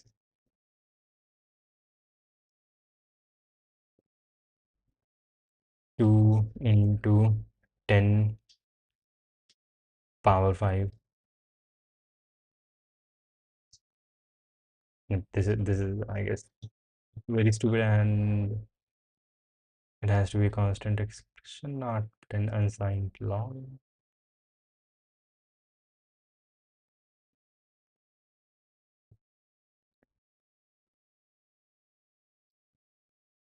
Okay, now I have this, and initially I am supposing every value should be equal to 0, and right, every value should be equal to 0. And when I see this, I need to see, okay, last 2 is initially -1. And when I see this, if last 2 equals -1, then just do what I have been doing, else then see from the bit set if,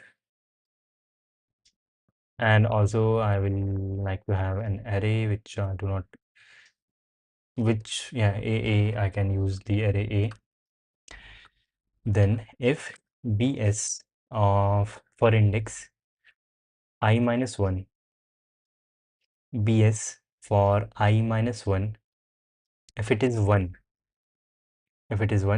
then the latest value is ai minus 1, and it says, which is like what I have already done. I've already handled it here, so I'll update it. And yeah,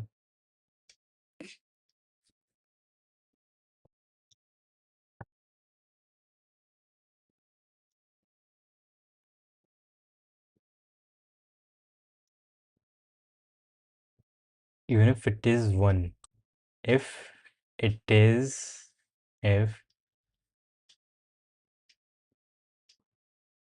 it is 0, okay, if bs I minus 1 not, if it is 1, then I need to see the late,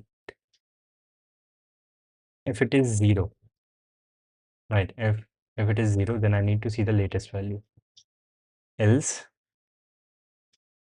put ai minus 1, equal to last 2, whatever the last value for 2 is, and s plus equal, and s plus equals the same thing as s plus equals x minus ai minus 1. This is just last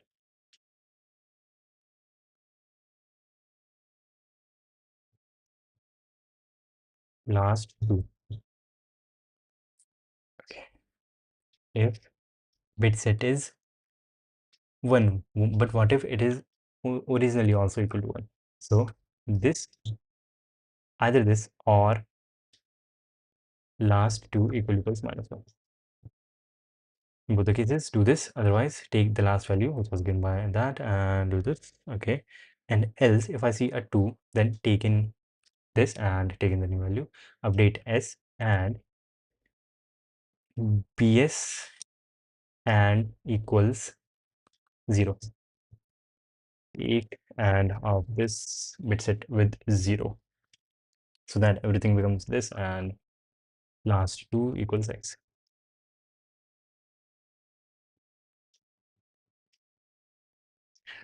Let's see. And okay, wrong answers.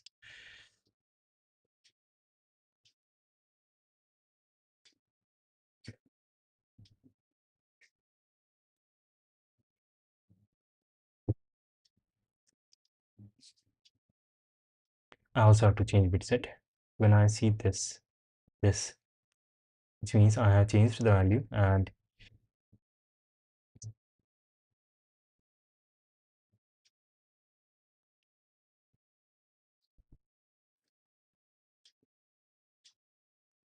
yes, I have changed the value. So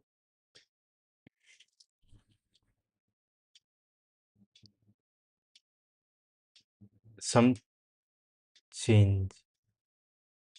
Shit, I am stupid. Okay, after this, ai minus 1 equals x. No, this, and after this, ai minus 1 equals x, and the value has been changed since either this is equal to 0 and or that is equal to 0, and okay, either this or that. Okay, and I've updated the latest value, and in this case also I have updated the latest value, but then again I have to do this.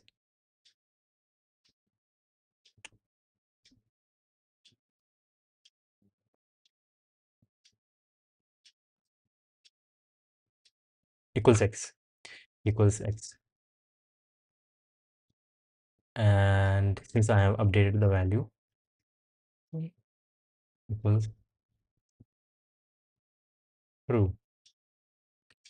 It's like 1, equals 1. This equals 1, bs minus 1 equals 1 bit set, since I have changed its value, so that whenever I go in there again, I will not take the latest value. Okay, and in this case, do I want to change anything? No.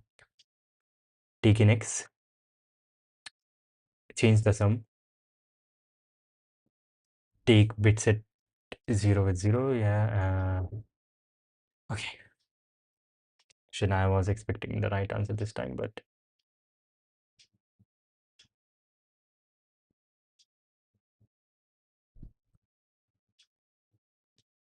x is 11, and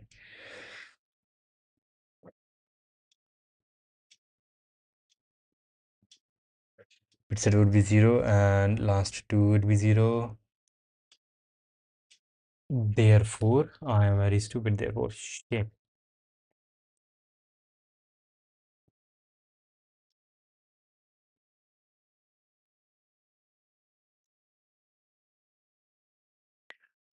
Okay. Select everything, copy, paste. Is everything correct? When I see 1, then I see has the value for this thing not been updated. Is this thing 1?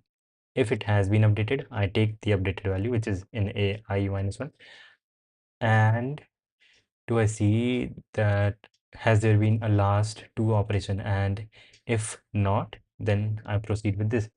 But I go into this case when I know that the last value has not been updated, this value has not been updated, and I have had operation of type 2, and when that happens, I update this value, update the sum, update the value again, and put bit set equal to 1, which means that this value has been updated, so that whenever I encountered this thing before a operation of type 2, I go into this instead of taking the last value of operation type 2. But if it is an operation of type 2, I take in the value that needs to be in everything, update the sum, make the bit set and 0 with take and of bit set with 0, and this should also be fast because I'm taking and with the bit set. Even though bit set is very large, but the is cool. Okay. Okay. I do not doubt the correctness. I doubt the bit set time limit thing. Hello, hi. Can you share the wallpaper? Yep. Okay. I will, I guess, send a link. Can you share the wallpaper? Hey, yo, can you help me with question I was solving? I am barely able to understand the logic how to do it because I tried doing with some sorting, but TLE lead code 295. Okay, I will look at it. This one is accepted, and I was expecting in this a time limit exceeded error, but that I didn't got because of bitset. And when I see in the solution, I guess I will see bitset. And you are saying lead code 295. Let's see. Can stop this?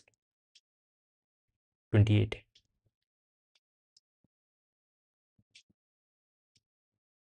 28 and save.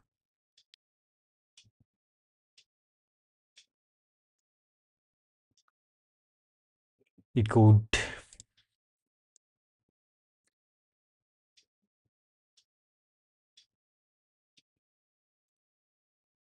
295, and due to some reason I am logged out. Shit, it is hard. Shit, okay. The median is the middle value in an ordered integer list if the size of the list is even. If the size of the list is even, then there is no middle value and the median is the mean of the two. For example, in this median is 3, in this median is 2 plus 3, 5, 2.5. Okay, implement median finder class, initializes median finder object, add number, adds integer number from data stream to data structure. Okay, double find median returns the median of all the elements so far. Answers within this of the actual answer will be accepted. Okay, so I guess you can use here. What can you use here? You always need access to the element in the middle. And when would the median change? Median would only change. Okay, you keep an iterator to that, and does the iterator change? The iterator would change, I guess. Yep. Let's see.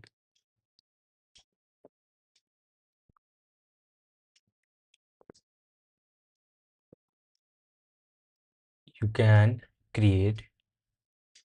Okay, let me log in for a minute. Hide my screen and I will log in.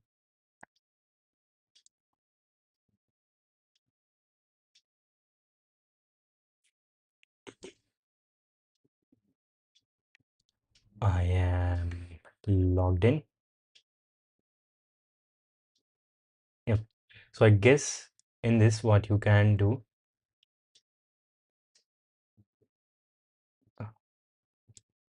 you will have a bunch of numbers, and so whenever this thing happens, median finder, you have to initialize some data structure that will store your data. And what do you need in this data structure? You need two things. First is a way so that you can, this data structure has to be sorted. And second, whenever you add an element, it has to go to its right place in the sorted array, or some whatever you are using. And in this, a heap would be cool, a sorted heap would be cool, and right, a priority queue, a priority heap would be cool. You would have the biggest element here at the top, but you do not need the biggest element, you need the smallest. You need the element in the middle. And shit, you do not just need the element in the middle, you need the element whose index is in the middle, not its value. So when you create the object, then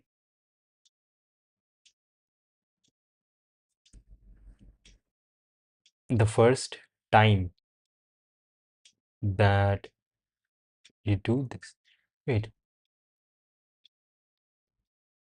do you actually need to store all the things? You cannot remove the elements, right?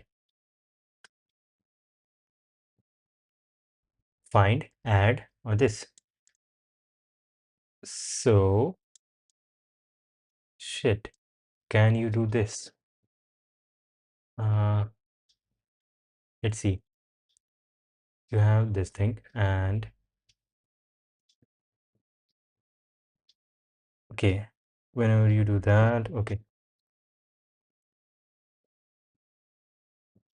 int length and do len equals 0, and what else do you need?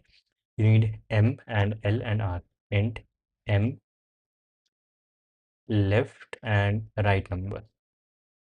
Would you need anything else? And when you initialize them like this.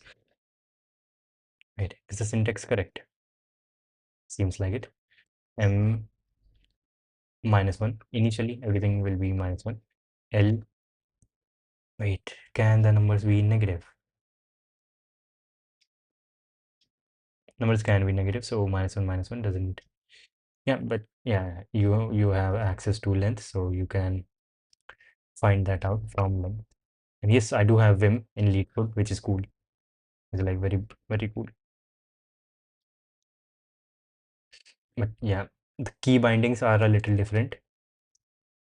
Instead of escape, you have to do Control C to exit. And yes, I do have the habit of saving like this. Shit, it got out. And also initialize right. I don't actually have to initialize all of them, but yeah. And don't do anything here. This is cool.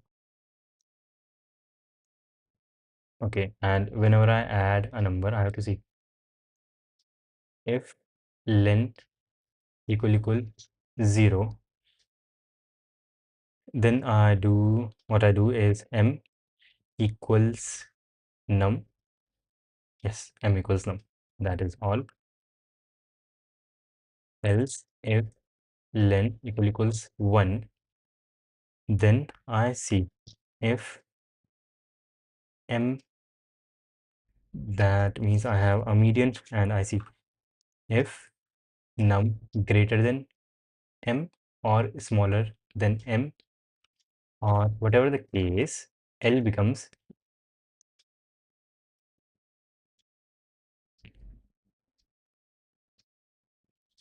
okay. Okay, M will be the median, and L and R will represent the numbers. Shit, I need left number, right number, and a median. Median could be something else. Yep. in that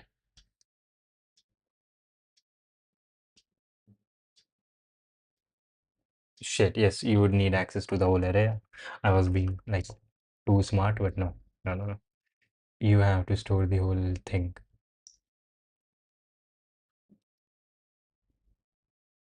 You have to store the whole thing, and I think you can use a priority queue.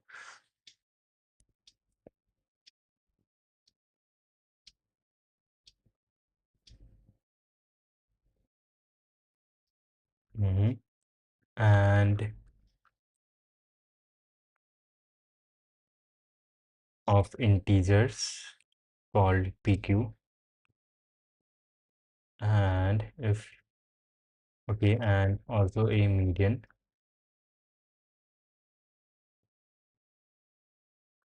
and median minus 1 length would be 0. PQ set key bindings,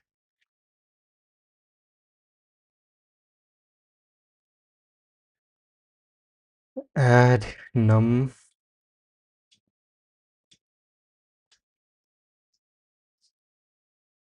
add this number into the priority queue. PQ q dot push q dot push num, and I am getting absolutely no LSP support.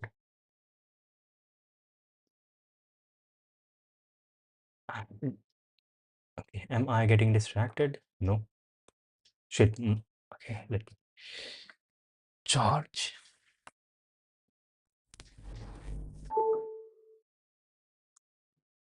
You can call me John. Yo, John. Oh shit. You are from Texas, and that is cool. This is a standard problem. Use CSES sliding window medium used two multisets, one with lower half elements and the other with higher half elements, and you know the size of the sliding window. Man, I don't have much knowledge.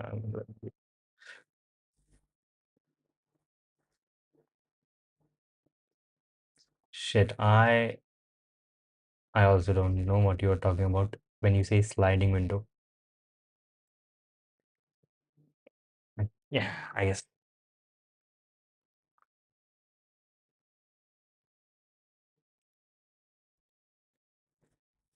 Okay, let me try to do this for it is 2:32, and what is the time there if you are still there watching? Yes, it is about 2:30 in the morning, like late night, middle of the night. And let me try to do this for 20 minutes, and then I will move on to my thing. The code question number 295. John. Yep. Okay. Shit. Shit. The key maps. The key maps are crazy. Uh, Shit. Is 295.cpp. Go paste. Why did I paste everything like this? I want to paste all of this. Yang and bottom. Delete.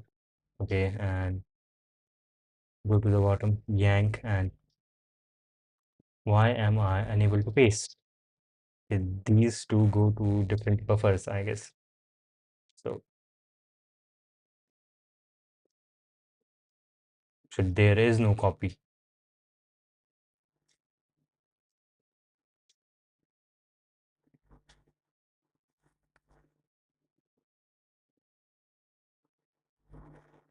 Can I copy from the source? That would be cool.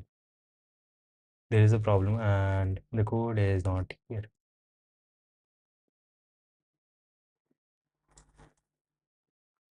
Shit, why can I not copy? That is very bad. I would have to change the editor, I guess. Code editor from them to standard, and now I can copy.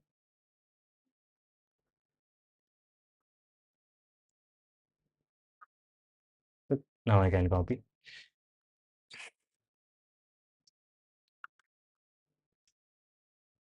Include bits std++.h.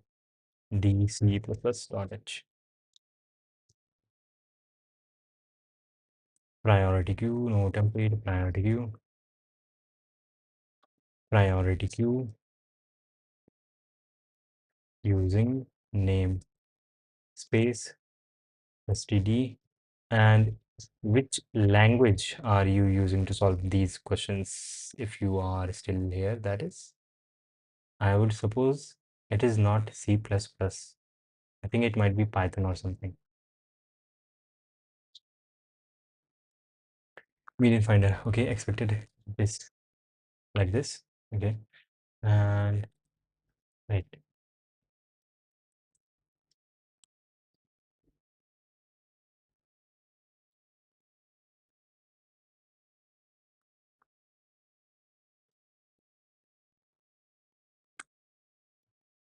Okay, median constructor cannot have a return type, but I do not have a return about this. Declaration does not declare anything. Yes, of course it doesn't. Because of this PQ and yep. Okay. After this, how do you initialize? You initialize like this. Len becomes 0. Expected this after declaration.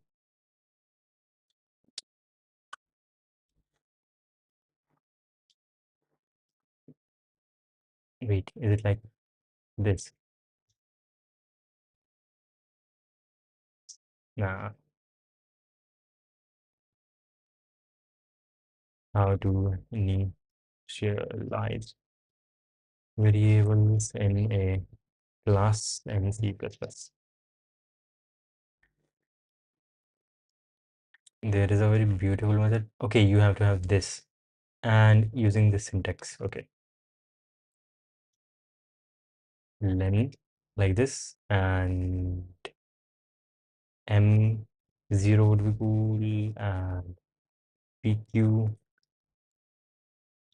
would be cool. And do I need to do anything else? Nope, I don't. I don't even have to keep track of this. And whenever I see a number like this, I see if len equals 0. If not len, then if not length, then I know that whatever number I get would be the median. So M equals num and pq dot push m, no mapping function called to push y because of this, right? And okay, right, that case is okay, but else if I already do have a length, right, then I add this to the priority queue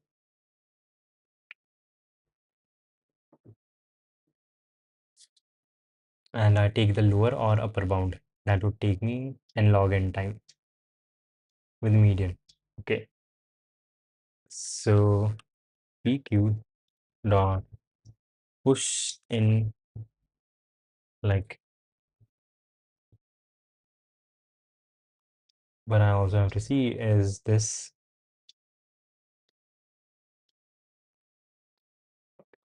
do I need one numbers or two numbers? And if also do length consider there, and okay, is this number higher or lower than whatever the median was? And also Was median a single number or two numbers? It could come in the middle. The median was the new number that I have added is m, is, why am I pushing m? Num, push num, and if num, the current number, this number, is greater than m, then my median would increase, else if it is lower. In this case, this new number will go like right to the right of m, and okay, now if len remainder 2, if it is odd, if it was odd, and if it was odd, then median, new median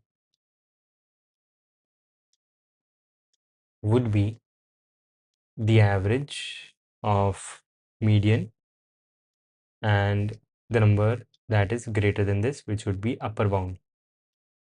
Upper bound, yes, upper bound of m in this priority queue, right? Yep, yeah. And okay, cool. Then m equals, if it was odd, that is the case, right? M plus go to upper bound of PQ given M, so that I find the smallest number that is greater than M. Okay, PQ dot, shit, can I not?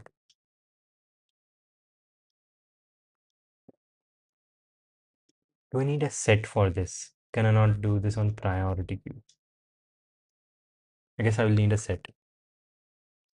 But if I use a set, shit, that is why this guy said multi-set. It's 4 a.m. Shit, that is very late. Okay, I graduated from 10th standard 2 months ago. Yeah, I'm 11. Uh, okay, 11 standard. CPP, I use CPP. That is primary language. C++ is, if C++ is your primary language, then it is very good because you can interact with very low level stuff using C++, and you can read stuff like this. Here you can see, yep, this book is amazing, pretty cool. And okay, PQ don't begin. You cannot use PQ. You like to use multi.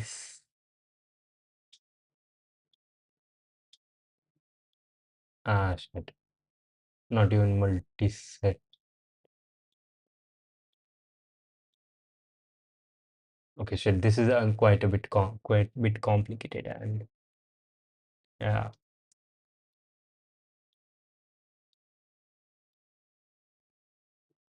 uh, this is going to take me some time.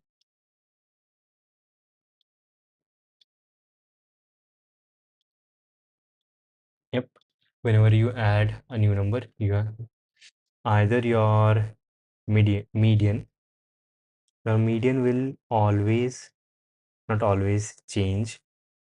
Yeah, either the new number goes to the right, to the left, or either it could be equal to the number that the median was already equal to, in which case it would be there, and the number in multiset would increase. You can use a multiset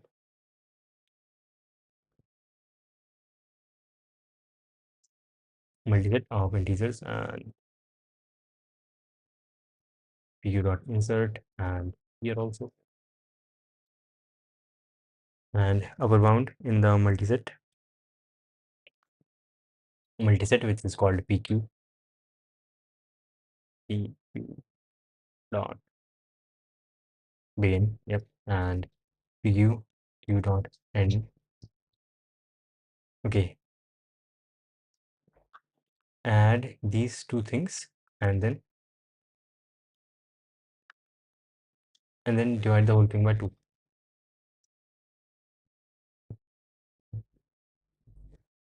Because I know that the new number that I have added is to the right of this number. But what if it is like exactly equal to that number? Then I would not get this. I would get the next number. But in some cases, I would need m, and in some cases, I would need the next number. And how do I figure that out? To figure that out, I have to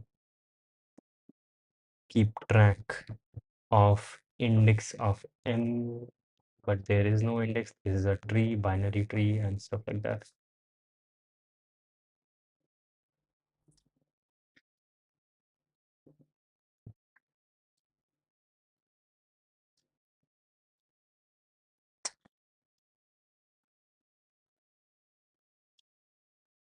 Can I make m?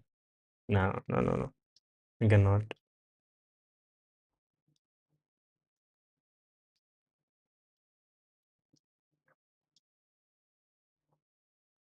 Ah, shit. Okay. I'll do this like at some point, I guess. Yeah. I read Strauss-Group one book for the C creator of C++. Yep. He is amazing, Strauss-Group.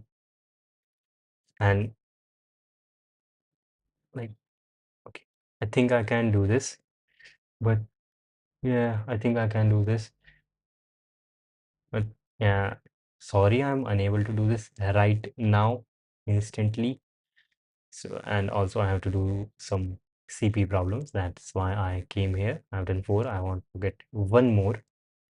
So when I'm much better at CP, I will do this one. And how do I like keep add this to some place so that I keep track of this invite or like save. Yeah, favorite. It is in my favorite, and I will do this when I'm much better. And this doesn't seem that hard. The only thing that seems hard is that the implementation is kind of hard, but the algorithm is like you can get it. And I'm very surprised that you read Strauss through when you are 11 in your 11th class. Russian is cool. Privyet, Privyet. Um, Not Privyet, I don't know what the word is. But ich kann ein bisschen Deutsch sprechen, aber mein Deutsch ist nicht so viel gut, aber es funktioniert. And that is good. Strauss. Okay, and so I will go to the next question. I would give it a try once. Yep. And even if you cannot do it, don't be disheartened because it is like it does say hard. The problem is hard, so you do not have to do this exactly at this moment. Right? You need to build intuitions and stuff, and I'm speaking too much even though I'm not qualified to. Okay. I'll be doing this one now.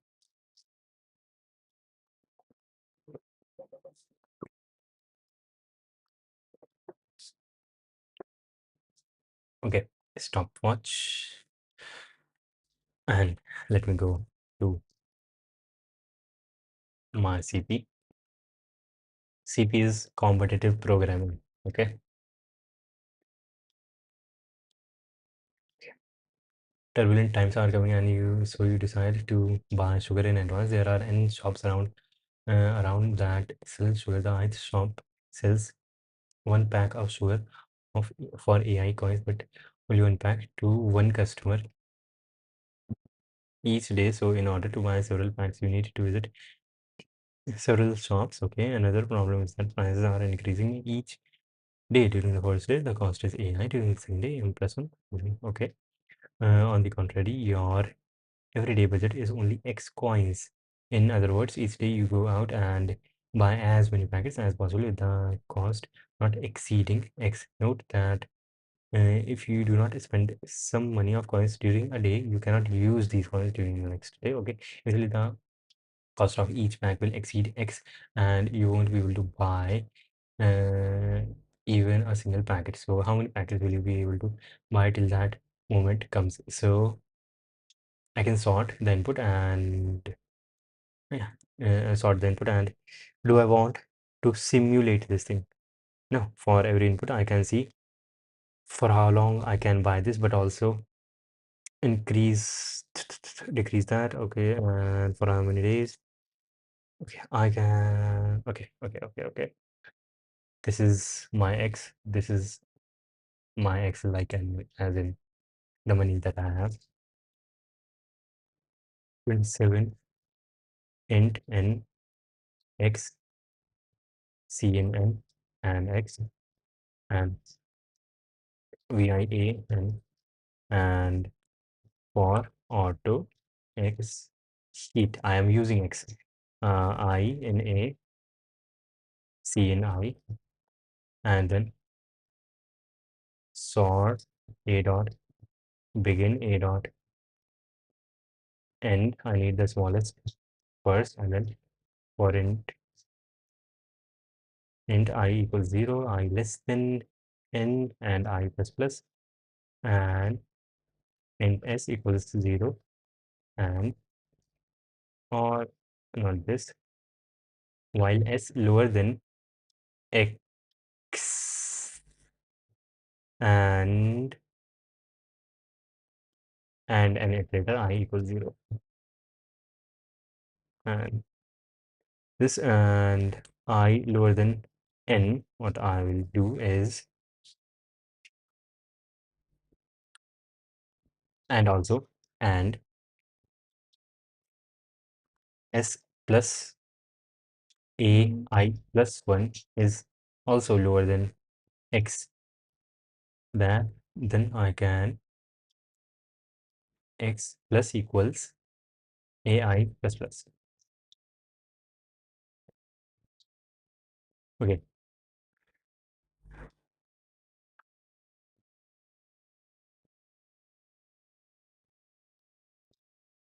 currently index 0, I have not added index 0. And what do I have to output? Print the total number of packs you will be able to buy. Okay,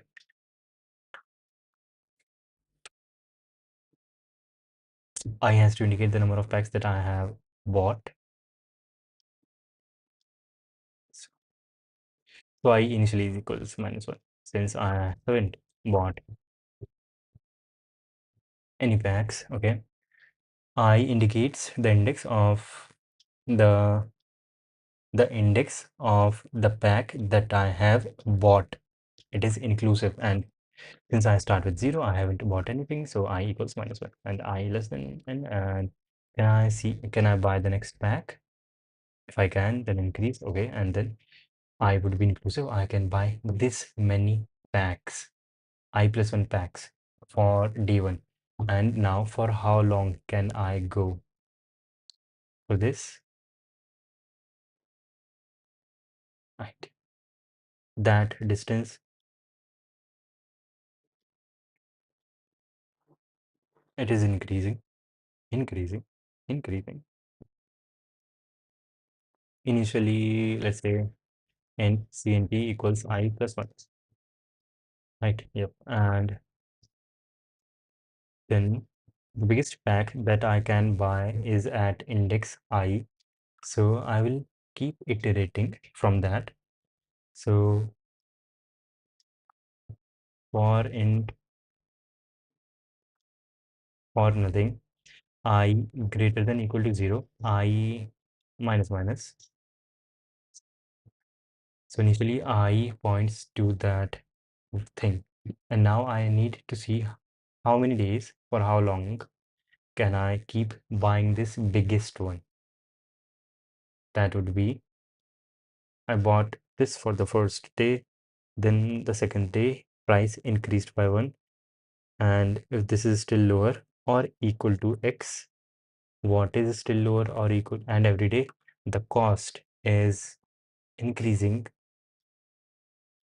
by not 1 but I plus 1. Every day the total cost of the bags that I have bought is increasing by I plus 1.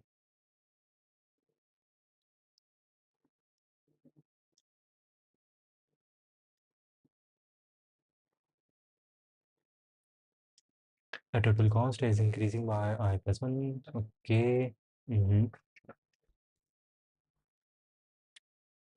So what is the invariance in this loop?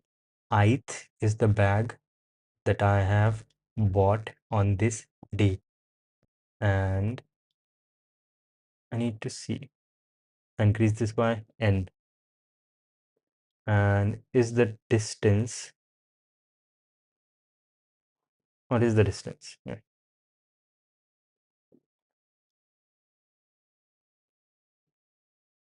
The distance is lower than that. Okay, then the next day sum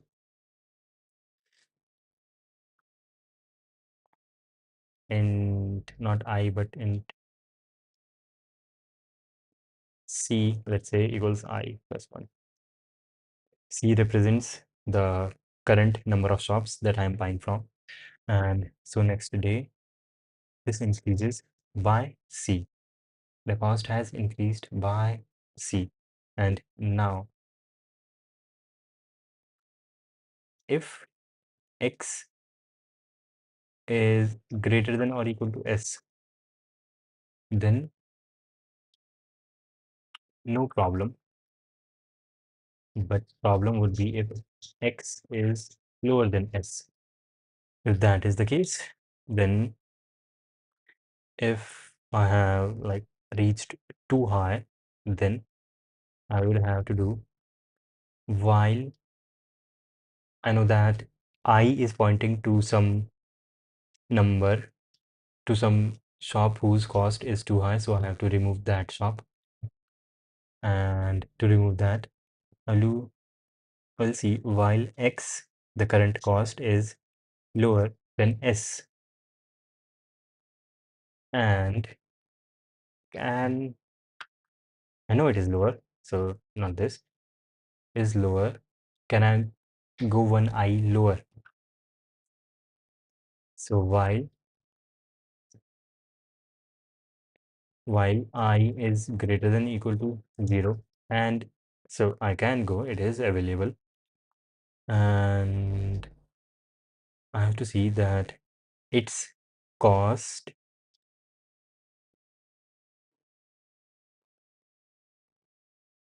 if it is available and the current one is not missing, then I do I minus minus, and s minus equal to, what do I minus from s? What do I minus from s? I minus the cost, original cost of that thing, and the cost that increased in that time frame, the number of day. And what would be the number of day that I'm at? Let's say int day equals 0.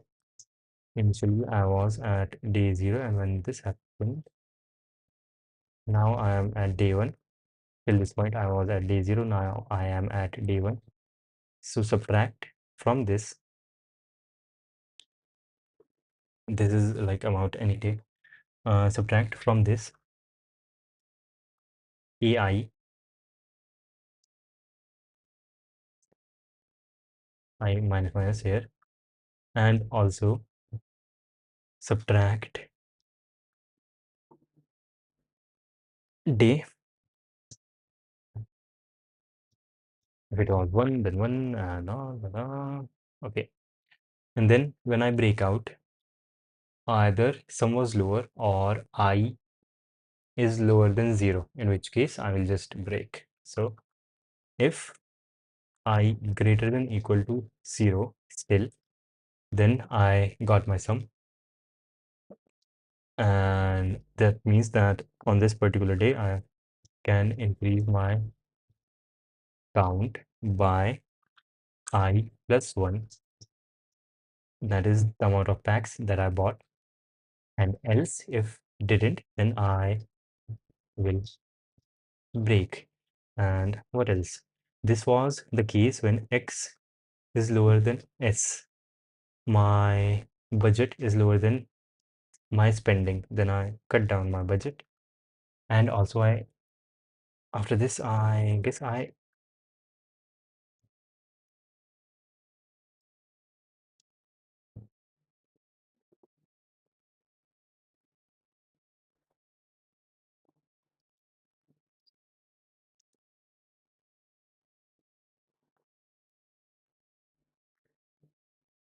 yeah shit. I gotta change this for a loop.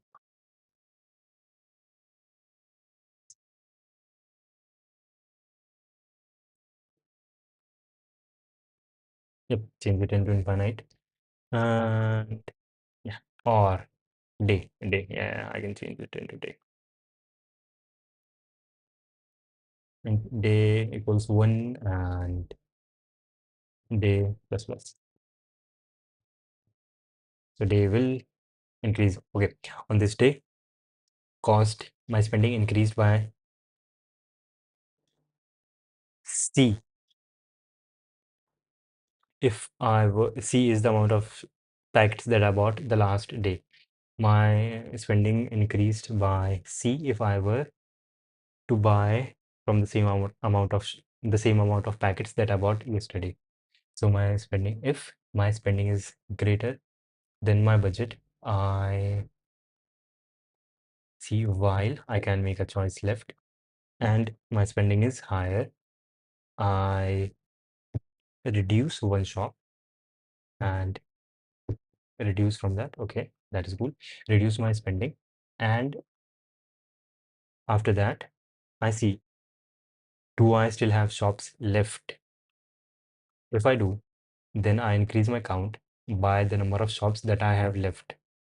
Else, I break out. Yeah, and then in else, which means my spending is higher. My spending is lower than my budget. That means I can do this, count the number of shops remains the same. I can change this C actually. I can change this C to I plus 1, and here also I plus 1 is cool. And okay, phone is running out of battery, but fine. I plus 1.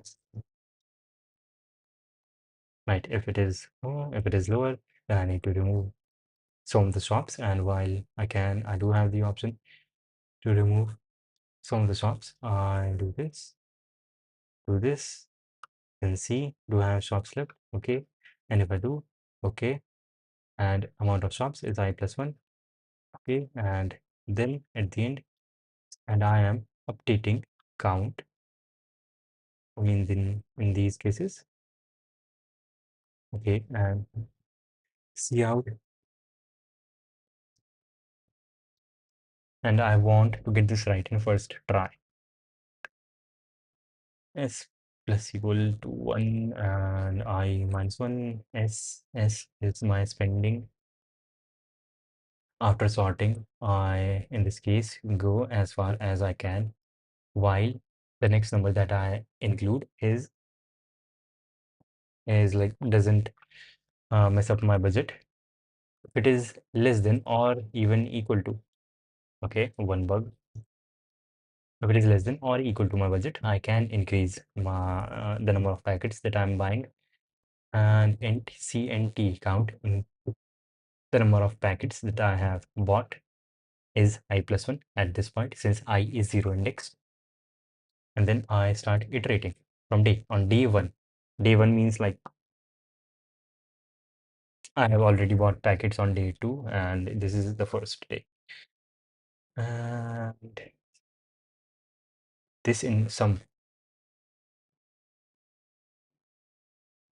right? I plus 1 is the number of packets that I bought the last day, and this would increase. Okay, I think this should work, or it might not. Shit. A day is increasing, therefore s is also increasing, and therefore that one. The only time that I'm breaking is this.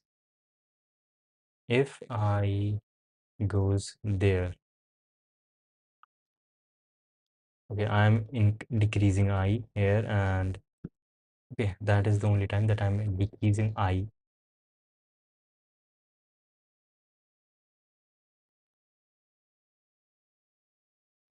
What is the problem? TLE error, why the heck? Okay, while I is greater than this and sum is greater than x. So I should break out of that loop at some point. So it doesn't seem to be any errorous thing there. Where am I using day? I am using day here.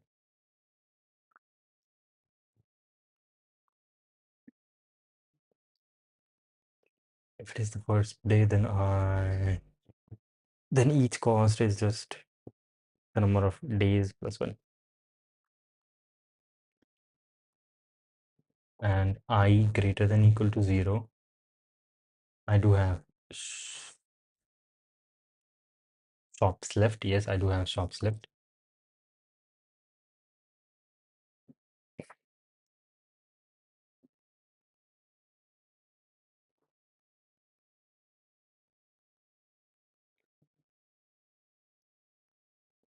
Remove the ith shop and I minus minus and d plus 1. We'll do this like this.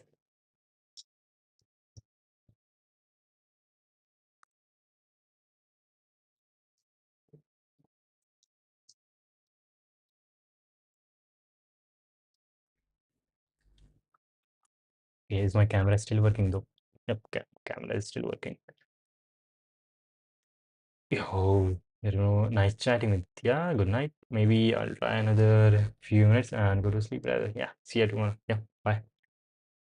Yeah, I will be streaming.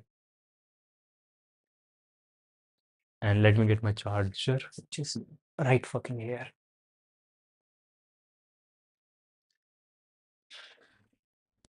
Okay, what would I be missing here?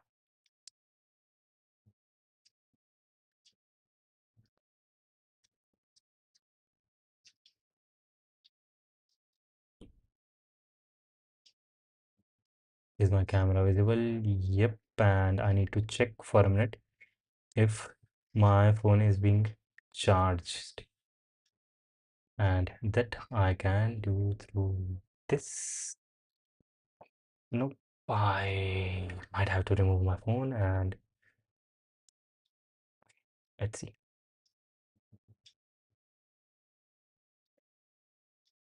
Yep, my phone is charging. That is very cool.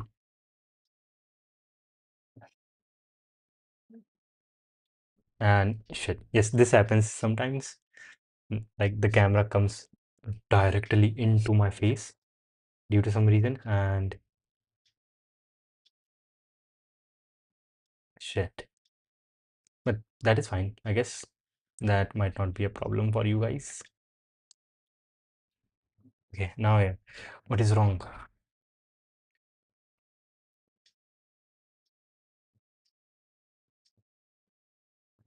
Wait. Yep, it is not changing. If I do this, if I do this, still nope. I guess I would have to, if I want to fix this, I would have to stop OBS, and if I do that, then I won't be able to stream, and that is bad. So back to this thing. While why is it always running? Day is increasing.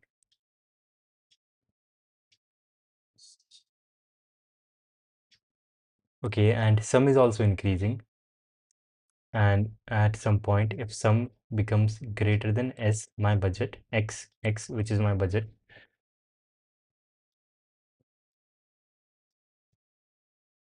let's see, sorting I, line plus plus, what is the name of the problem? The name of the problem is C Dolvita, Dolsvita. Out one test case. Let's see for this one.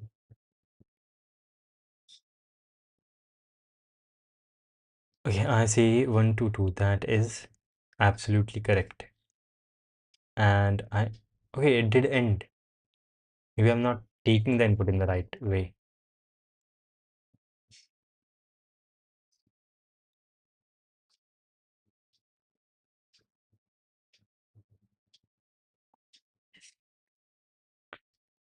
Okay, that did end, and that gave me answer equal to 1, which is wrong.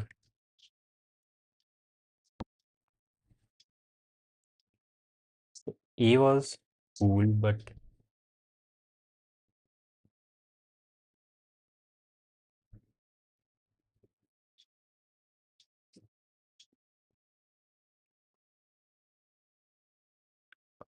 N and I'm taking an input correctly, then I'm sorting C out A, that is for me, sum, and then I iterate while I is lower than N, and I can take the next one, whatever it is, by thing from the next shop. I do this, and count becomes I plus 1,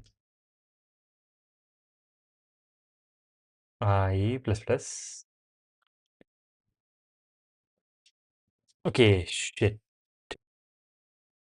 Okay, was that the thing? Okay, it is still running. It is still running, it is still running, and okay, part of it was this thing.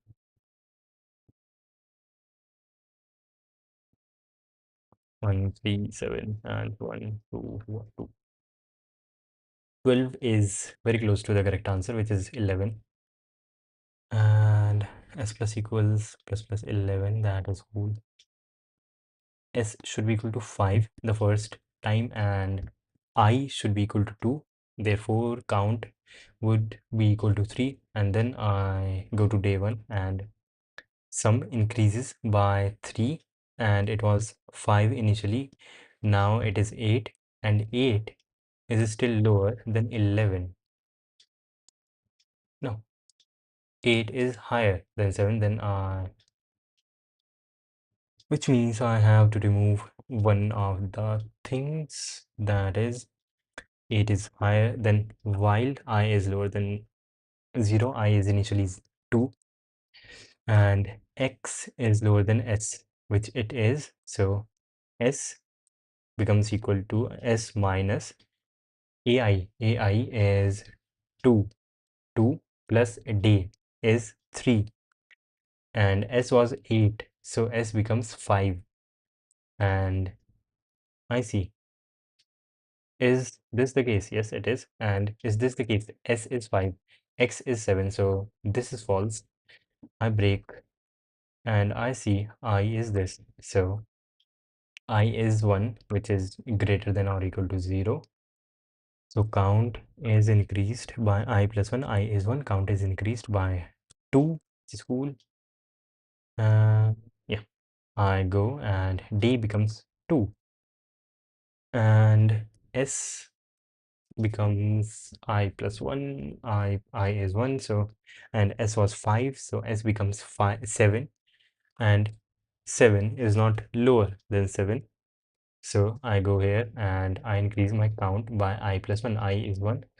And my count became 5. So now it is 7. Cool. Now my count is 7.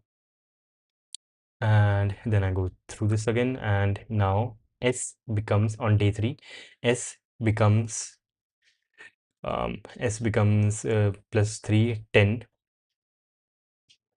plus 2, 9. S becomes 9. And is 9 greater than 7? Yes, it is.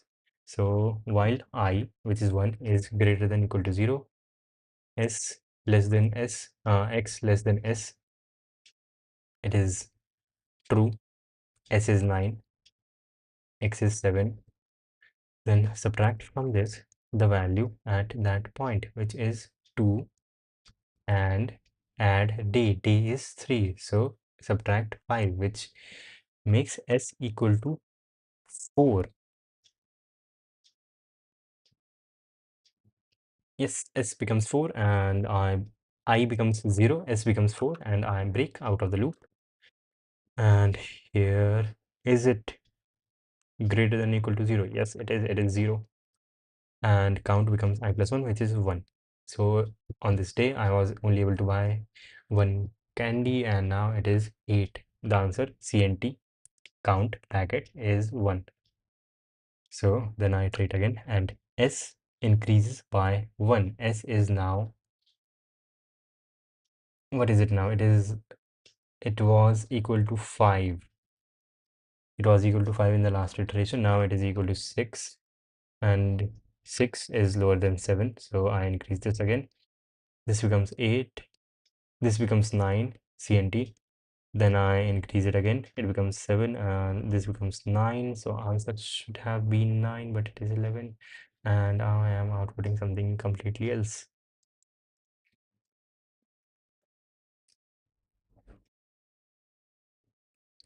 7 is my budget. X equals 7. 7 is my budget. 7 is my budget. And 1, 2, 2. On D1, I buy 3 packets, right? All 3, I can buy all of them. And my sum was equal to 5. Then on the next day, day 2, cost increased. This became 2, this became 3, this became 3. And since I bought 3 packets the last day, now my cost is 8. 8 is greater than 7. So I have to remove something. I remove this. My cost, new cost is 5. Is it lower than 7? Yes, it is. So I can buy these 2 packets and this increases by 2. And on the next day, cost again increases. This thing which was 2, now it is equal to 3. And this thing which was 3, now it is equal to 4. And now the cost is 7. The spending amount is 7, which is equal to my budget. So I have bought two things again. And in the next iteration, this becomes 4 on the next day, and this becomes 5. So I have 2 packets, cost 4 and 5, and thus my spending is 9, which is greater than 7. So I remove this and my spending becomes equal to 4. And this is the only packet that I can buy on this particular day. The next time I go there, my cost for this packet changes to 5. Can I still buy it? Yep, I can. This increases by 1. Now it is 6. Can I buy it? Yep. Now it is 7. Can I buy it? Yep. So answer should be this, which is 3 plus 2, 5, 7, 11. And 11 is the correct answer. So why am I saying this thing?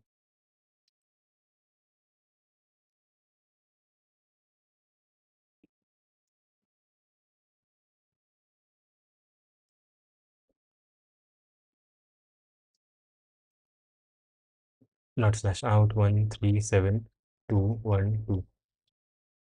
Okay. Initially it was 9, which is correct. It did become 9 at some point. Then I removed the one. Wait. Yeah, of course. Shit. Then when it became 8,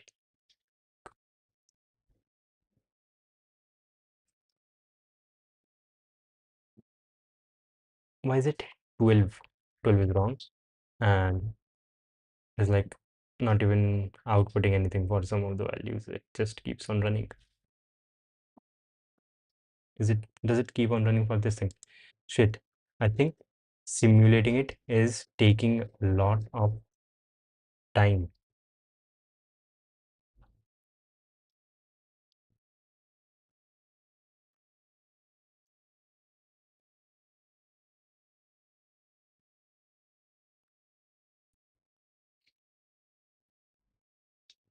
Wait, it never became 9 equal to 9 again, right? It was 9 at this point. Initially it was 5, then it became 8. From 5 to 8. Since 2 plus 1, 3, 8. And something is wrong with my tmux.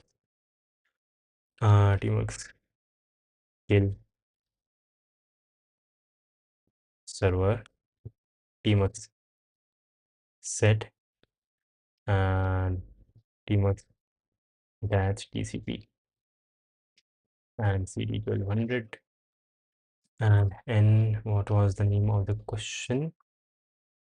Is c dolls vita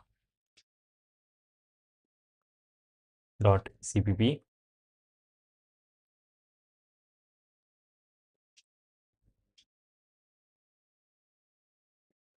cd 1200 and client plus plus dolls vita. I don't have to compile it, is like already compiled, but okay.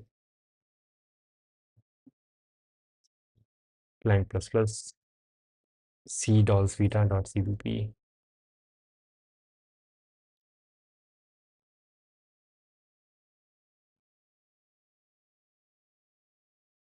Shit, why is it getting stuck? Shit, Vim is getting stuck. That is crazy. And nothing else is getting stuck. Is my stream okay? Yep, it is okay, but my face is like right into the camera. Well, what's the name of that book you recommended on competitive programming?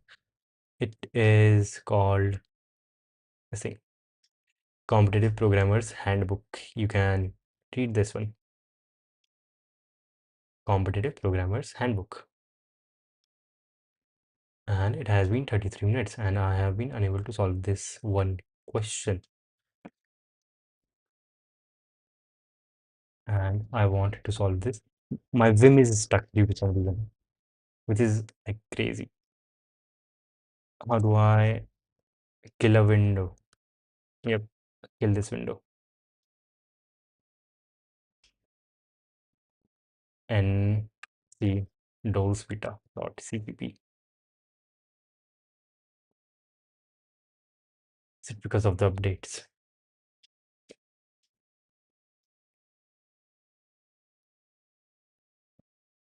Okay, and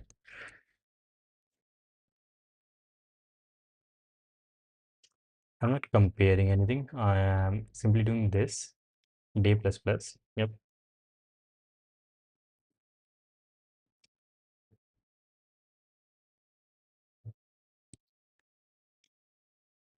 the sum.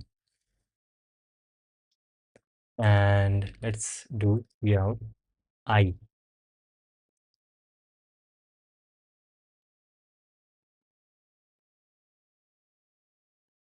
This and I greater than equal to 0. That would be the condition.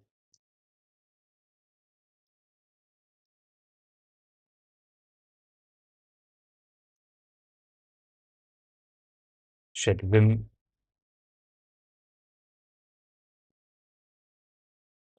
How do I create a new window?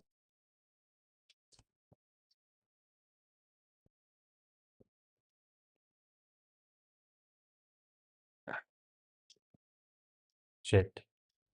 How to a new window tmux. C. And yeah, frames are not dropping. That is fine. Not fine. That is cool. C. And programming, CD, competitive programming, 1200, N, C, not C, Dolls Vita .cpp. Shit, why is it getting stuck? It is getting stuck. Something is wrong with my Vim. And yeah, I guess that would be.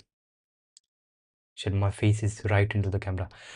For today, that would be the end of today's stream. My laptop is running out of battery. My phone is running out of battery. I guess next time I will be more prepared for this kind of stuff. I did 4 questions today and attempted one more question on code forces and did or attempted one more lead code question. So yeah, that was it for today. And yeah, today was better than